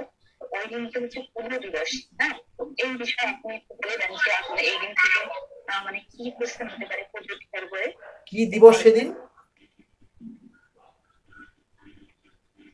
জেনে যাবে। তাছাড়াও তোমাকে জিজ্ঞেস করতে পারে যে পরিবেশ দিবস কবে, তোমাকে জিজ্ঞেস করা হতে পারে বিজ্ঞান দিবস কবে, তোমাকে জিজ্ঞাসা করা হতে পারে যে যক্ষা দিবস কবে। এগুলোও তো পড়তে হবে আমাদের, দিবসগুলো মানে দিবসগুলো পড়তে হবে। আর পোলিও দিবস যেটা বলছো সেটা তো অবশ্যই তুমি পড়ে যাবে, কারণ সেদিনই তোমার ইন্টারভিউ আছে। আচ্ছা, এবার একটা বিষয় বলি, আর একটা আলাদা একটা বিষয় যেখানে ছেড়ে গিয়েছিলাম সেখানে একবার আসি। আমি একটু আগে বলছিলাম যে এমএমআর আইএমআর, তো এই যে এমএমআর এবং আইএমআর আইসিডিএস যখন চালু হয়েছিল 1975 2 অক্টোবর পঞ্চম পঞ্চবার্ষিকী পরিকল্পনার সময়ে, তখন আইসিডিএস এর মেন উদ্দেশ্য ছিল এমএমআর কমানো, আইএমআর কমানো এবং অপুষ্টি দূরীকরণ। তখন উদ্দেশ্য কি ছিল ওই সময়টাতে? আইএমআর এমএমআর রেট কমানো, এমএমআর কমানো এবং অপুষ্টি দূরীকরণ, এটাই ছিল হচ্ছে তখনকার মোটো 1975 সালে। এখন এই যে আইএমআর এমএমআর কমানোর জন্যই কিন্তু আমরা যদি দেখি তাহলে এনআরএইচএম এনইউএইচএম বলে নানা রকমের স্কিম বের করা হয়েছে টাইম টু টাইম। তোমরা কেউ বলতে পারবে এনআরএইচএম এর ফুল ফর্ম কি?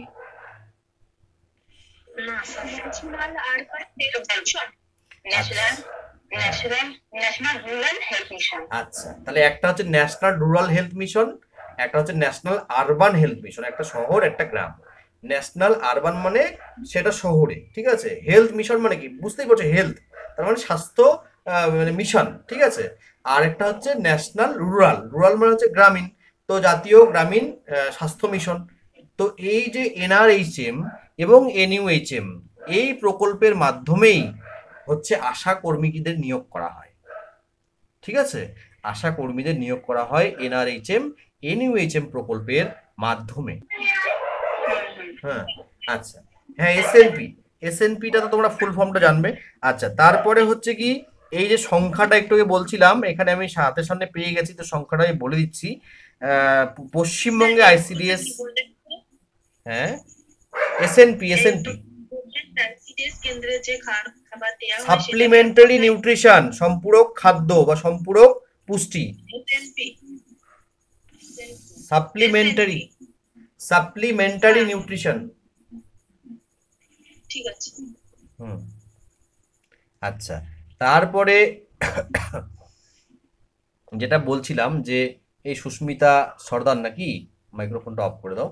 আচ্ছা, তারপরে যেটা বলছিলাম যে আইসিডিএস সেন্টারের সংখ্যা বলছিলাম, তো আমি এই মুহূর্তে আমার চোখের সামনে পশ্চিমবঙ্গের যে আইসিডিএস সেন্টারের সংখ্যা সেটা পেয়েছি, তোমরা একটু লিখে নাও।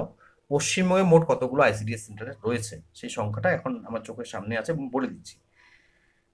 1,19,481টি, 1,19,481টি, ঠিক আছে। তার থেকেও দুই একটা বাড়তে পারে, তো প্রায় বলে দেবে। স্যার, হ্যাঁ, বলছি এটা আইসিডিএস সংখ্যা কি পশ্চিমবঙ্গেই হয় নাকি ব্লকেরও হয় আবার আলাদা করে? ব্লক ট্লক অত কিছু পড়তে হবে না, তুমি ভারতে কতগুলো আছে, তুমি পশ্চিমবঙ্গে কতগুলো আছে, এগুলো জানলেই হবে, ঠিক আছে। প্রজেক্টের সংখ্যা জানতে হয়, হ্যাঁ, তুমি টেনশন নিও না। ব্লকে কতগুলো আইসিডি সেন্টার আছে আজকে পর্যন্ত জিজ্ঞেস করেনি। আপনি পশ্চিমবঙ্গের সংখ্যা বললেন, 1,00,000 বললেন? আমি পশ্চিমবঙ্গের সংখ্যাটা বললাম 119,481, 119,481। সালটা বলুন, সালটা কত সাল অনুযায়ী?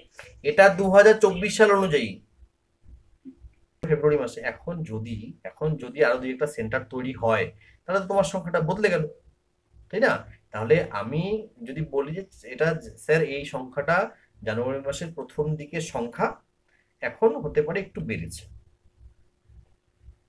তখন যদি বলে কোথায় পেয়েছো, স্যার কোনো একদিন নিউজ পেপারে পড়েছিলাম।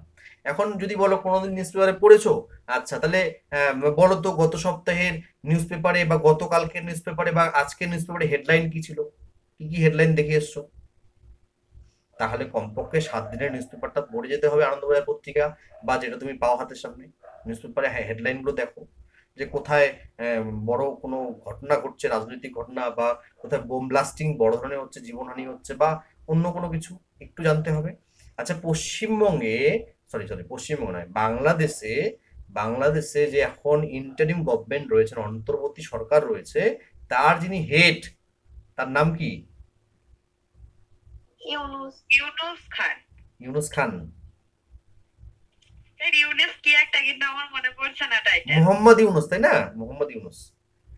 হ্যাঁ, আচ্ছা, হ্যাঁ স্যার, হ্যাঁ, মোহাম্মদ ইউনুস। মোহাম্মদ ইউনুস। আচ্ছা, এবার কতজন ক্লাসে আছে দেখি একটু, কতজন আছো বলো তো, সংখ্যাটা বুঝতে পারছো কেউ? 4, 20, 25 জন আছে, বাকিরা কি করছে বুঝতে পারছি না। আচ্ছা, হ্যাঁ, বলছি আমাদের পার্শ্ববর্তী একজন বৌদি, সে এখন আইসিডিএস এর হেল্পার। তো আগেরবার যখন আইসিডিএস হেল্পারের পরীক্ষা হয়েছিল, তারপরে ইন্টারভিউ হয়েছিল, তো আমি কাল জিজ্ঞেস করলাম যে বৌদি তোমায় কেমন ধরনের কোশ্চেন করেছিল। তা বললো যে আমাকে মাত্র 2টো কোশ্চেন করা হয়েছিল, একটা হচ্ছে পশ্চিমবঙ্গের স্বাস্থ্যমন্ত্রীর নাম কি, আর আরেকটা হচ্ছে যে 40 জন বাচ্চার খাবার রান্নার জন্য কত কেজি চাল লাগে। তাকে এই 2টো কোশ্চেন করে ছেড়ে দেওয়া হয়েছিল, কিন্তু সে সিলেক্টেড হয়েছে। আবার এমনও অনেক সময় দেখা যায়, আমি ভিডিওতে দেখেছি ইউটিউবে, যে অনেকের মানে প্রায় 20 মিনিট 25 মিনিট ধরে ইন্টারভিউ হচ্ছে, কিন্তু তারপরেও তারা সিলেক্ট হচ্ছে কি হচ্ছে না এমন ঠিক নেই। এমনটা কেন? তুমি ইন্টারভিউ এর কোথায় দেখলে যে 20 মিনিট ধরে ইন্টারভিউ হচ্ছে কারোর? ওই ওগুলো জাস্ট ভিডিও করে ছাড়া। ইউটিউবে একটা ভিডিও দেখছিলাম, কিন্তু আমি তো ঠিক জানি না। ওগুলো মক, ওগুলো ইন্টারভিউ নয়, ওগুলো মক, ওগুলো বানানো ভিডিও। ও আচ্ছা আচ্ছা। ঠিক আছে, বানানো ইন দ্য সেন্স মানে মনে করো কথা বলছি, তোমার সঙ্গে আমি হোয়াটসঅ্যাপে কলিং করে তোমাকে প্রশ্ন জিজ্ঞেস করছি, ওটা সামনাসামনি হচ্ছে, সেন্টারটা ওদের সামনাসামনি আছে ওই এরিয়ার। এখন হতে পারে বারাসাতে একখানা, হতে পারে ব্যারাকপুরে একখানা সেন্টার গজিয়েছে, তারা বলছে যে আমরা আইসিডিএস এর মক ইন্টারভিউ নেব, তোমরা কেউ কেউ নিশ্চয়ই যাবে। মক ইন্টারভিউটা হচ্ছে, মক ইন্টারভিউ মানে হচ্ছে প্র্যাকটিস ইন্টারভিউ। ঠিক আছে, প্র্যাকটিস ইন্টারভিউ মানে ইন্টারভিউর মতো করে প্রশ্ন করা হয় এবং ক্যান্ডিডেটের কি কি ভুল আছে সেগুলো ধরিয়ে দেওয়ার চেষ্টা করা হয়। আচ্ছা, তো আচ্ছা এবার হচ্ছে ও যেটা কোশ্চেন করলো, যেটা ও বললো যে দুটো মাত্র কোশ্চেন করে ছেড়ে দেওয়া হয়েছে, একদম এটা হতেই পারে, কিন্তু আমরা কি তাহলে মাত্র দুটো প্রশ্নের জন্য রেডি হব? আর যদি দুটো প্রশ্নের জন্য রেডি হই তাহলে কোন দুটো প্রশ্নের জন্য রেডি হব আমরা তো কেউ জানি না। স্যার একদমই দুটো প্রশ্নের জন্য রেডি হওয়া উচিত না, মানে এমনটা কি হতে পারে যে কাউকে দুটো প্রশ্ন করেই সিলেক্ট করে দেওয়া? হ্যাঁ হতে পারে, হতে পারে, হতে পারে। আমি এরকম মানে আমি বলছি এগুলো কোন কোন ক্ষেত্রে হয়। এক হচ্ছে তার লিখিত পরীক্ষার নাম্বার ভালো, এটা ক্ষেত্রে সে এগিয়ে থাকবে। 2 নম্বর হচ্ছে তার যে বাকি, তার যে সেই ভ্যাকেন্সিতে বাকি যারা তার কম্পিটিটর রয়েছেন, প্রতিযোগী রয়েছেন, তারা খারাপ, তাহলে সে এগিয়ে থাকবে। তারপরে হচ্ছে যে সেখানে যারা সেই হেল্প মানে সেই তার যে গ্রাম পঞ্চায়েত এরিয়া, সেখানে বেশি লোক পাসই করেনি। ঠিক আছে, তারপরে হতে পারে যে সে একাই হয়তো পাস করেছে বা দুজন পাস করেছে, তার মধ্যে একজনকে নেওয়া হয়েছে। তারপরে এরকম না অনেকগুলো কন্ডিশন আছে, যেমন তোমরা যদি রেজাল্টটা ঘেটে দেখো, আমি তোমাদের যখন প্রথম দিন ভিডিওটা বানাচ্ছিলাম সেদিন আমি প্রথমে বলছিলাম যে স্বরূপনগর থেকে পাশের বিষয়টা কি গ্রাম অনুযায়ী নেয় নাকি হেল্পারে হেল্পারে গ্রাম অনুযায়ী, গ্রাম পঞ্চায়েত অনুযায়ী, ওয়ার্কারে ব্লক অনুযায়ী। হেল্পারের নিয়োগ হবে গ্রাম পঞ্চায়েতের মধ্যে অথবা মানে তোমার ওয়ার্ডে যদি ভ্যাকেন্সি থাকে তাহলে তুমি পাবে হেল্পারে, অথবা তোমার গ্রাম পঞ্চায়েত এরিয়াতে যদি থাকে তাহলে তুমি পাবে। আর ওয়ার্কারেরটা হচ্ছে তোমার ব্লকে যদি থাকে তাহলে তুমি সেগুলোতে তুমি করবে, অথবা তোমার মিউনিসিপ্যালিটিতে যদি থাকে ওয়ার্কার তাহলে তুমি সেগুলোর মধ্যে যে কোনো একটাতে হতে পারে। তোমার ব্লকের এক প্রান্তে বাড়ি, তোমার অন্য প্রান্তে পোস্টিং হতে পারে ওয়ার্কারে, কিন্তু হেল্পার পদে যদি তুমি ইন্টারভিউ দিচ্ছ তাহলে তোমার যে গ্রাম পঞ্চায়েত এরিয়া আছে, অথবা তোমার যদি মিউনিসিপ্যালিটি হয় তাহলে তোমার যে ওয়ার্ড রয়েছে সেখানে তোমার পোস্টিং হবে এবং কম্পিটিশনটা তোমার সেখানে সীমাবদ্ধ। আচ্ছা, এই গেল একটা বিষয়। আরেকটা যেটা বলতে চাইছিলাম, তখন যে ইন্টারভিউটা হতো তখন ও নিশ্চয়ই তোমাদের যে যোগ্যতায় ইয়ে হচ্ছে লাইক অ্যাপ্লিকেশন তোমরা করেছো মিনিমাম এইচএস, আর তখন তার ক্ষেত্রে কিন্তু মিনিমাম এইচএস ছিল না, ক্লাস 8 পাস ছিল। হলো? হ্যাঁ স্যার, তখন 8 ছিল, তখন 8 ছিল। 8 ছিল, হ্যাঁ, তারও আগে 5 ছিল। তারও আগে ইন্টারভিউ হতো অঞ্চল অফিসে, মানে গ্রাম পঞ্চায়েত অফিসে ইন্টারভিউ হতো। তখন মানে নিতান্তই যারা মানে রাজনীতির সঙ্গে যুক্ত সেরকম ব্যক্তিরা পেত। এখনো এটা নিয়ে অনেকের প্রচুর কমপ্লেন আছে। এখানে যদি এখন এটা নিয়ে কথা বলা শুরু করি ক্লাসটা শেষ হবে এবং মানে অন্যরকম পরিবেশ তৈরি হয়ে যাবে, তাই এটা নিয়ে কথা বলতে চাইছি না। মানে আগে হতো ইন্টারভিউ গ্রাম পঞ্চায়েত অফিসে, তারপরে সিডিপি অফিসে, এখন এদেরকে ছাঁটাই করে দিয়ে এটা গিয়েছে এসডি অফিসে। তো তারপরেও হচ্ছে অনেকের অনেক ধরনের, এখন ওয়ার্কার থেকে হেল্পারদের বেশি কঠিন প্রশ্ন করা হয়। এটা রিটেনেও কিন্তু হয়েছিল, যে এক্সামগুলো আমরা দিয়েছি সেখানে আমি দেখেছি ওয়ার্কারদের সহজ প্রশ্ন করা হয়েছে হেল্পারের তুলনায়। হ্যাঁ, এই জন্যই হচ্ছে যে মানে আই কার্ড হয় কত বছর বয়স হলে, হেল্পারে কিন্তু ওরকম ধরনের কোনো সহজ প্রশ্ন দেয়নি। তো এই জন্যই হচ্ছে, তুমি একটু আগে জিজ্ঞেস করলে না স্যার আমরা কি হেল্পারের জন্য বা যারা হেল্পারের জন্য পড়ছে একই রকম কি ইন্টারভিউ হবে, অ্যাকচুয়ালি মানে একই রকম অথবা বেশি। আমি বললাম মুর্শিদাবাদের, তোমরা যদি প্লেলিস্টটা যাদেরকে শেয়ার করছি দেখেছো তাহলে বুঝে যাবে যে ওখানে কোশ্চেন করা ছিল। ও ডিমের দাম নিয়ে একটা কোশ্চেন করছিলাম, তখনই কেউ একজন আটকালো বা আমি আটকে গেলাম। সেটা হলো যে হেল্পারে যেমন কোশ্চেন করা হয়েছিল বা ওয়ার্কারে, হেল্পারই করা হয়েছিল মুর্শিদাবাদে, পরবর্তীতে ওয়ার্কারে জলপাইগুড়ি জেলাতে করা হয়েছিল।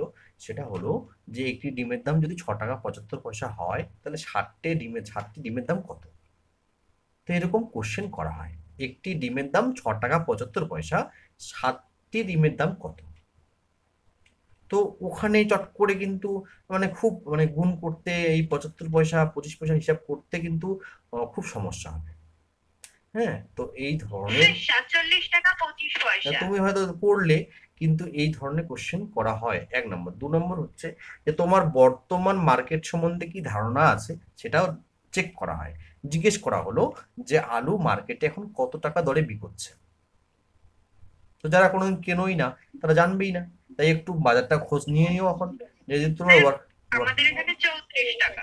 34 টাকা মানে অ্যারাউন্ড 40, তাই না? অ্যারাউন্ড 40, 35 টু 40 মধ্যে, কোথাও কম কোথাও বেশি। আর এখন যেটা মার্কেট চলছে, এখন যে কোনো সবজি 50 ছুঁই, তাই তো? আরো বেশি বেশিও আছে। একদম খুব সাধারণ সবজিগুলো, খুব সাধারণ সবজিগুলো 50 ছুঁই। মানে আলুর দাম যদি 35 হয় তাহলে বুঝতেই পারছো, তাহলে কিন্তু তার থেকে নিচে কোনো সবজির দাম আর নেই। আচ্ছা, এই সবজির দাম মার্কেট কিন্তু জিজ্ঞেস করা হয়। কেন জিজ্ঞেস করা হয়? কারণ তোমরা তো ওয়ার্কারে ইন্টারভিউ দিতে যাচ্ছ, তো জিজ্ঞেস করা হয়। এবার হেল্পারদের কি জিজ্ঞেস করা হয়? যে চালে পোকা ধরেছে, তো তুমি কি করবে? চালটা রোদে দিতে হবে, আচ্ছা। চালটা রোদে দিতে হবে। চালে পোকা ধরেছে, কি করবে বলো? চালটা রোদে দিয়ে ভালো করে ঝেড়ে নিয়ে তারপর যে চালটাকে প্রথমে ছেড়ে নিতে হবে ভালোভাবে, 3-4 হোক কি 2 হোক ভালোভাবে, যেরকম পোকা হবে সেরকম ছেড়ে নিতে হবে। তারপর নিয়ে সেই চালগুলোকে কিছুক্ষণ ভিজিয়ে রাখতে হবে। ভিজিয়ে রাখার পর দেখা যাবে চাল পোকাগুলো বেশি মরে গেছে, অনেক পোকা। এরপরে 2-3 মিনিট হওয়ার পরে দেখা যাবে চাল পোকাগুলো অনেকটাই বেড়ে গেছে। একদম। দেখো, এই গেল তোমাদের সলিউশন যদি চালে পোকা ধরে। আচ্ছা, খুব ভালো। প্রথমে আমাদের যে ওয়ার্কার দিতে হচ্ছে তাকে জানাবো যে চালটা পোকা, তাহলে আমার যে ওয়ার্কার দিদি আছে তাকে বলবো যে চালটা পোকা লেগেছে, সে যেন একটু অফিসে জানায়, তারপরে রোদে টোদে যাবো। কিন্তু আমার প্রথমে আমার ওয়ার্কার দিদি তাকে আমি একটু জানিয়ে রাখবো যে চালে কিন্তু পোকা ধরেছে। আচ্ছা, ঠিক, খুব ভালো পয়েন্ট। আচ্ছা, তার মানে আমরা কি কি কাজ করব? আমরা করব চালটাকে শুকোতে পারি, চালটাকে আমরা ঝাড়তে পারি, আর আমরা ওয়ার্কার দিদিকে জানাতে পারি, অফিসে জানানোর জন্য, এগুলো করতে পারি, তাই তো? আচ্ছা, এর বাইরে আর কোনো পয়েন্ট? ধুলাম, ঝাড়লাম, রোদে দিলাম, আর ওয়ার্কার দিদিকেও জানালাম বা অফিসে জানালাম, এর বাইরে আর কোনো পয়েন্ট? চালটাকে অনেক সময় ভিজিয়ে রাখতে হবে। আচ্ছা, হলো। আর কোনো পয়েন্ট? স্যার চালটাকে ভালো করে ধুয়ে তারপরে ভিজিয়ে রেখে চালের পোকাগুলো যখন উপরে ভেসে উঠবে আর কি জলের উপরে, সেগুলো ভালো করে পরিষ্কার করে ঢাকনা দিয়ে রান্না করতে হবে পরে। আচ্ছা, হলো। আর কোনো পয়েন্ট? চালটা একটু বেছে নেওয়াটা জরুরি, কোনো রকম কোনো নোংরা থেকে যাচ্ছে কিনা কোনো কণা বেছে নেওয়া জরুরি চালটা। হ্যাঁ, চালটাকে বেছে নিতে হবে। আমার একটা কোশ্চেন আছে। না, আগে উত্তর জানবো, তারপর তোমাকে রান্না করার পর আমাদেরকে আগে টেস্ট করতে হবে, মানে দেখতে হবে যে আমাদের কোনো অসুবিধা হচ্ছে কিনা, তারপরে বাচ্চাদের কি করতে হবে। ওটা তো তুমি রান্না করেই ফেলেছো তখন, কিন্তু পোকা ধরেছে, তুমি রান্নাই করোনি। এই চালগুলো যেখানে স্টক করা হচ্ছে, চালগুলো চালগুলো যেখানে স্টকে থাকছে, ওই যে চালগুলো যেখানে স্টক করে রাখা হচ্ছে সেখানটায় আগে প্রথমে পরিষ্কার পরিচ্ছন্ন করতে হবে, জায়গাটা চেঞ্জ করতে হবে। আচ্ছা, ভালো পয়েন্ট, বেশ ভালো। ঠিক আছে, মোটামুটি সকলে উত্তর দিয়েছো। আমি একটা লাইন বলি, তোমাদের এগুলো সব অ্যাকসেপ্টেড, সবগুলোই গ্রহণ হবে তোমাদের এই কথাগুলো। দেখো, চালটা তো আমাদের কাছে আসে অ্যাজ পার আওয়ার ডিমান্ড, আমরা যেরকম ডিমান্ড দেই চাল সেই হিসেবে আসে, তাই তো? এখন ওই যে একটু আগে কেউ বললো যে তোমার সেন্টারে 40টি বাচ্চা এসেছে, তুমি কত কেজি চাল রান্না করবে? ধরে নিচ্ছি 4 কেজি চাল রান্না করতে হবে, ঠিক আছে? 40 কেজি বাচ্চা এসেছে, 4 কেজি চাল রান্না করতে হবে। তাহলে আমার আইসিডিএস সেন্টারে মাসে মোটামুটি সেন্টার হয় 20 থেকে 22 দিন, তার বেশি কোনো মতেই হবে না। 20 থেকে 22 দিন সেন্টার হবে, ঠিক আছে? 20 দিন হচ্ছে, আমি ধরে নিচ্ছি গড়ে 22 দিন হচ্ছে। তাহলে ডেইলি যদি 4 কেজি চাল রান্না করতে হয়, তাহলে আমার মাসে করতে হবে 88 কেজি, 88 কেজি চাল রান্না করতে হবে মাসে। এখন দেখা গেল আমি হচ্ছি ওয়ার্কার দিদি, আমার আবার এই বিষয়ে একটু আছে, মানে একটু মনটা বেশি বড়, আমার লাগবে 88 কেজি, কিন্তু আমি চালের অ্যালটমেন্ট মানে গভর্নমেন্টের কাছে চেয়েছি 188 কেজি। আমি খুব মানে এটা নিয়ে চাল তো চাইলেই পেয়ে যাব, তাহলে বেশি করে নিয়ে রেখে দিই, আমার এই মনোভাবটা আছে। তাহলে ওয়ার্কার দিদিকে সতর্ক হতে হবে যে যতটুকু চাল আমার একটা নির্দিষ্ট সময়ের জন্য দরকার, সেটুকু চালই হচ্ছে ডিমান্ড যেন দেওয়া হয়, সেটুকু চালই যেন চাওয়া হয়, 1 নম্বর। 2 নম্বর হচ্ছে কি, চালে পোকাটা কখন ধরবে? চালটা যখন পুরনো হবে তখন তো চালে পোকাটা ধরবে। সো রোটেশনে রান্না করতে হবে। যে চালটা আগে এসেছে সেটাকে আগে রান্না করতে হবে, যে চালটা পরে এসেছে সেটাকে পরে রান্না করতে হবে। এই রোটেশনটাকে বজায় রাখতে হবে। এখন হেল্পার দিদি ভাবছে যে ওই বস্তাটা না পুরনো হয়ে গেছে, ওই বস্তাটা না আমার ধরতে ইচ্ছে করছে না, ওখানে কেমন জানি সব নোংরা টোংরা মনে হচ্ছে, আমি না ওইটা ধরবো না আজকে, আজকে ধরলে আমার শরীরটা আর একটু নোংরা হয়ে যাবে। তো আমি নতুন যে বস্তাটা এসছে সেটা খুলি, সেটা থেকে মানে চালটা নিই। তাহলে ওই যে বস্তাটা তুমি সাইডে রেখে দিলে না, ওটা আজকে যে তুমি ধরলে না সেটা কিন্তু আর ব্যবহার হলো না, ওই চালটাতেই পোকা ধরবে। তো চাল যে হিসেবে আসবে তোমাকে চিহ্নিত করে রাখতে হবে যে আমাকে এই চালটা আগে খরচ করব, তারপরে আমি রোটেশনে খরচ করব। এবং ওয়ার্কার দিদিকে বলবো যে দিদি আমার কাছে কিন্তু অলরেডি 60 কেজি চাল আছে, তুমি মোটামুটি 30 কেজি চালের অর্ডার দিলেই হবে, বেশি চাল অর্ডার দিও না, মানে পরের মাসের জন্য।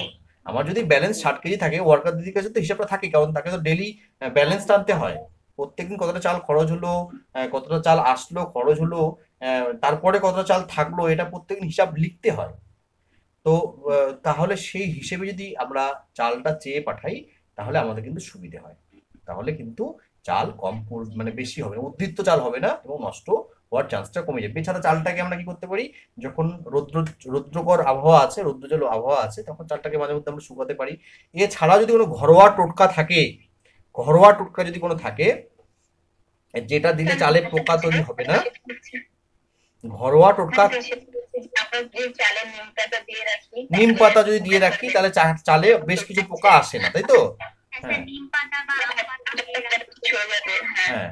এবার হচ্ছে চালে হচ্ছে ইঁদুর চালে বস্তা কেটে দিচ্ছে, তাহলে কি আমরা চালের উপরে কি ইঁদুর মারা বিষ স্প্রে করতে পারবো? সেটা করা যাবে না, ঠিক আছে, একদম আলাদা ব্যবস্থা করতে হবে, কিন্তু কোন রকম রাসায়নিক সেখানে ব্যবহার করা যাবে না।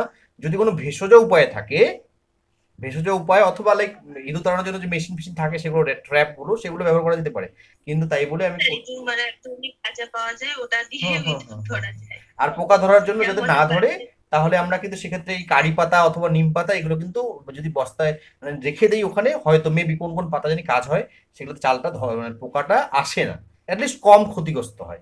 আর যদি পোকা ধরেছে, রোদ্রে দিয়েছি তারপরে পোকা ধরেছে, এবার চালের মধ্যে প্রচুর পোকা আছে, তাহলে প্রথমে চালটাকে আমার ভালো করে ঝেড়ে নিতে হবে। ঝেড়ে নিয়ে আমি চালটাকে একবার জলে চুবিয়ে রাখবো 5-7 মিনিট 10 মিনিট চুবিয়ে রাখলাম, তাতে চালের ভিতরে যদি কোনো পোকা থাকে সেটা ভেসে উঠবে। তারপরে আরো একবার সেই পোকাগুলোকে ফেলে দিয়ে আরো একবার চালটাকে 5 মিনিটের মতো আমি চুবিয়ে রাখলাম, আরো কিছু পোকা ঠিক বের হয়ে আসবে। এরকম করে পোকার সংখ্যাটা একটা সময় কমে যাবে, হয়তো একদম নির্মূল হবে না, বাট কমে যাবে। তো চাল যদি বাছা, ঝাড়া এবং ধোয়া হয়, এই পদ্ধতি থেকে আমরা চালটাকে পরিষ্কার করতে পারি, তাই তো?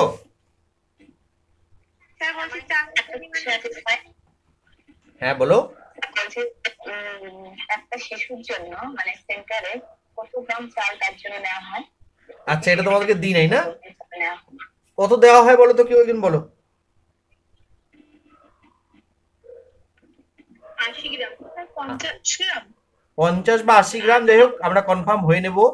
হ্যাঁ, আজকের জন্য আর নয়, কালকে আমরা এইগুলো নিয়ে। Last question sir. হ্যাঁ বলো স্যার, আমার একটা লাস্ট কোশ্চেন, বলছি যে ওই যে যেটা নিয়ে গ্রুপে খুব আলোচনা হচ্ছিল যে রেসিডেন্সিয়ালে কি ফটো ম্যান্ডেটরি? না, ম্যান্ডেটরি নয়, কোথাও বলা নেই। আমি কোনো একটা ভিডিওতে বলেছি যে একটা যদি সার্টিফিকেট হয় সেখানে যদি একটা ফটো লাগানো থাকে এবং ফটোতে যদি অফিসের সিল দেওয়া থাকে সেটা আরো বেশি অথেন্টিক হয়, ঠিক আছে? তার মানে যে তোমাকে সার্টিফিকেটে ফটো লাগাতেই হবে এটা কিন্তু ওখানে বলা নেই। বলা হয়েছে তোমার বাসস্থানের সাপেক্ষে তোমাকে হচ্ছে সার্টিফিকেট নিতে হবে এবং সেই সার্টিফিকেটে তোমার গ্রাম, পোস্ট, ব্লক মানে এগুলো মেনশন থাকতে হবে, অথবা ওয়ার্ড নাম্বার মানে মিউনিসিপ্যালিটি এর ক্ষেত্রে সেগুলো মেনশন থাকতে হবে, ঠিক আছে? তাহলেই হবে, ফটো ম্যান্ডেটরি নয়।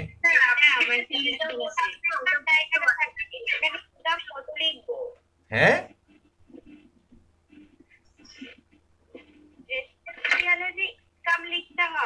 রেসিডেন্সিয়াল সার্টিফিকেটে ইনকাম লিখতে হয় না, ওখানে ঘর থাকে, ওখানে ম্যারিড আনম্যারিড থাকে, ওখানে SC ST OBC থাকে, ওগুলো তো লিখতে হবে না, ওগুলো তো ফাঁকাই থাকবে, ওগুলো তো ইয়ে করতে হয়, ক্রস করে দিতে হয় একবারে একটানে, আমি একটা কথা জিজ্ঞেস করতে চাইছি। হ্যাঁ স্যার আপনি যেটা বলছেন সেটা তো আমার ওই সার্টিফিকেট নিয়ে আমরা পাঠিয়েছিলাম, আপনি দেখেছিলেন বলেন ঠিক আছে। আমার তো ওসব লেখা আছে যে আমার মানে বাবার আর কি রেসিডেন্সিয়াল সার্টিফিকেট বলতে তুমি কি বোঝো? বাসিন্দা সার্টিফিকেট? ওটা স্যার ইনকাম সার্টিফিকেট বলে। না, বাসিন্দা সার্টিফিকেট বলতে আমরা কি বুঝি? বাসিন্দা সার্টিফিকেট মানে তো আমরা ইনকাম সার্টিফিকেট বুঝি না। যদি লিখে দিয়েছে তো লিখে দিয়েছে, কোনো সমস্যা নেই। কিন্তু তুমি যে ওই গ্রামের বাসিন্দা সেটা তো প্রুফ হতে হবে, সেটা প্রুফ হলেই যথেষ্ট। বাকি কি লিখলো না সেটা ম্যাটার করে না। তুমি ফটো লাগালে কি লাগালে না সেটাও ম্যাটার করে না। তোমার অ্যাড্রেসটা তো আমার ওইটা ঠিক আছে তো স্যার? হ্যাঁ ঠিক আছে, প্রবলেম নেই তো? আমি যেটা না প্রবলেম নেই। ঠিক আছে তো? আচ্ছা আমি বুঝতে পারছি মোটামুটি 40 জনের 100টার বেশি কোশ্চেন আছে। তাহলে আমরা কালকে কোশ্চেন আনসার খেলি, মানে কালকে কোশ্চেন আনসারে এপিসোড থাক, ঠিক আছে? কারণ এখন কোশ্চেনের উত্তর দিয়ে শেষ করা যাবে না, সবারই কোশ্চেন থাকবে এবং অ্যাভয়েড করতে পারছি না কাউকে। স্যার বলছি ফুল ফর্ম গুলো কি আর আছে? আমি পাঠাচ্ছি ছবি। না মানে আর কি দেবেন না, মানে আমি ছবি পাঠাচ্ছি। পরশুদিন যে প্রশ্নটা নিয়ে লাস্ট আপনি মানে লাইভটা বন্ধ করেছিলেন, আমাদেরকে কেন চাকরিটা দেওয়া হবে এই বিষয়ে আপনার বক্তব্যটা আমরা কেউ জানতে পারিনি। আচ্ছা কারণ আপনার ওখানে তাহলে কালকে সকাল মানে কালকে এটা ক্লাসে ফার্স্টে এটা বলো, আমি কালকে ওটা দিয়ে শুরু করব। এবং যেটা লাস্ট ছিল ম্যাপের ব্যাপারটা ছিল আমি সেটাও শেয়ার করব। কালকে প্রথম এটা হবে এবং তারপরে কালকে বাকিদের প্রশ্ন নেওয়া হবে। কালকে কোশ্চেন আনসার থাকবে তোমাদের। এই বানিয়ে দেবেন কোনটাতে ভিডিও বানিয়ে দেবো? কেননা সবাই তো শুরু থেকে জয়েন হতে পারে না, তার জন্য এটার জন্য তো আমি দায়ী নই, এটার জন্য তোমরা নিজেরা দায়ী।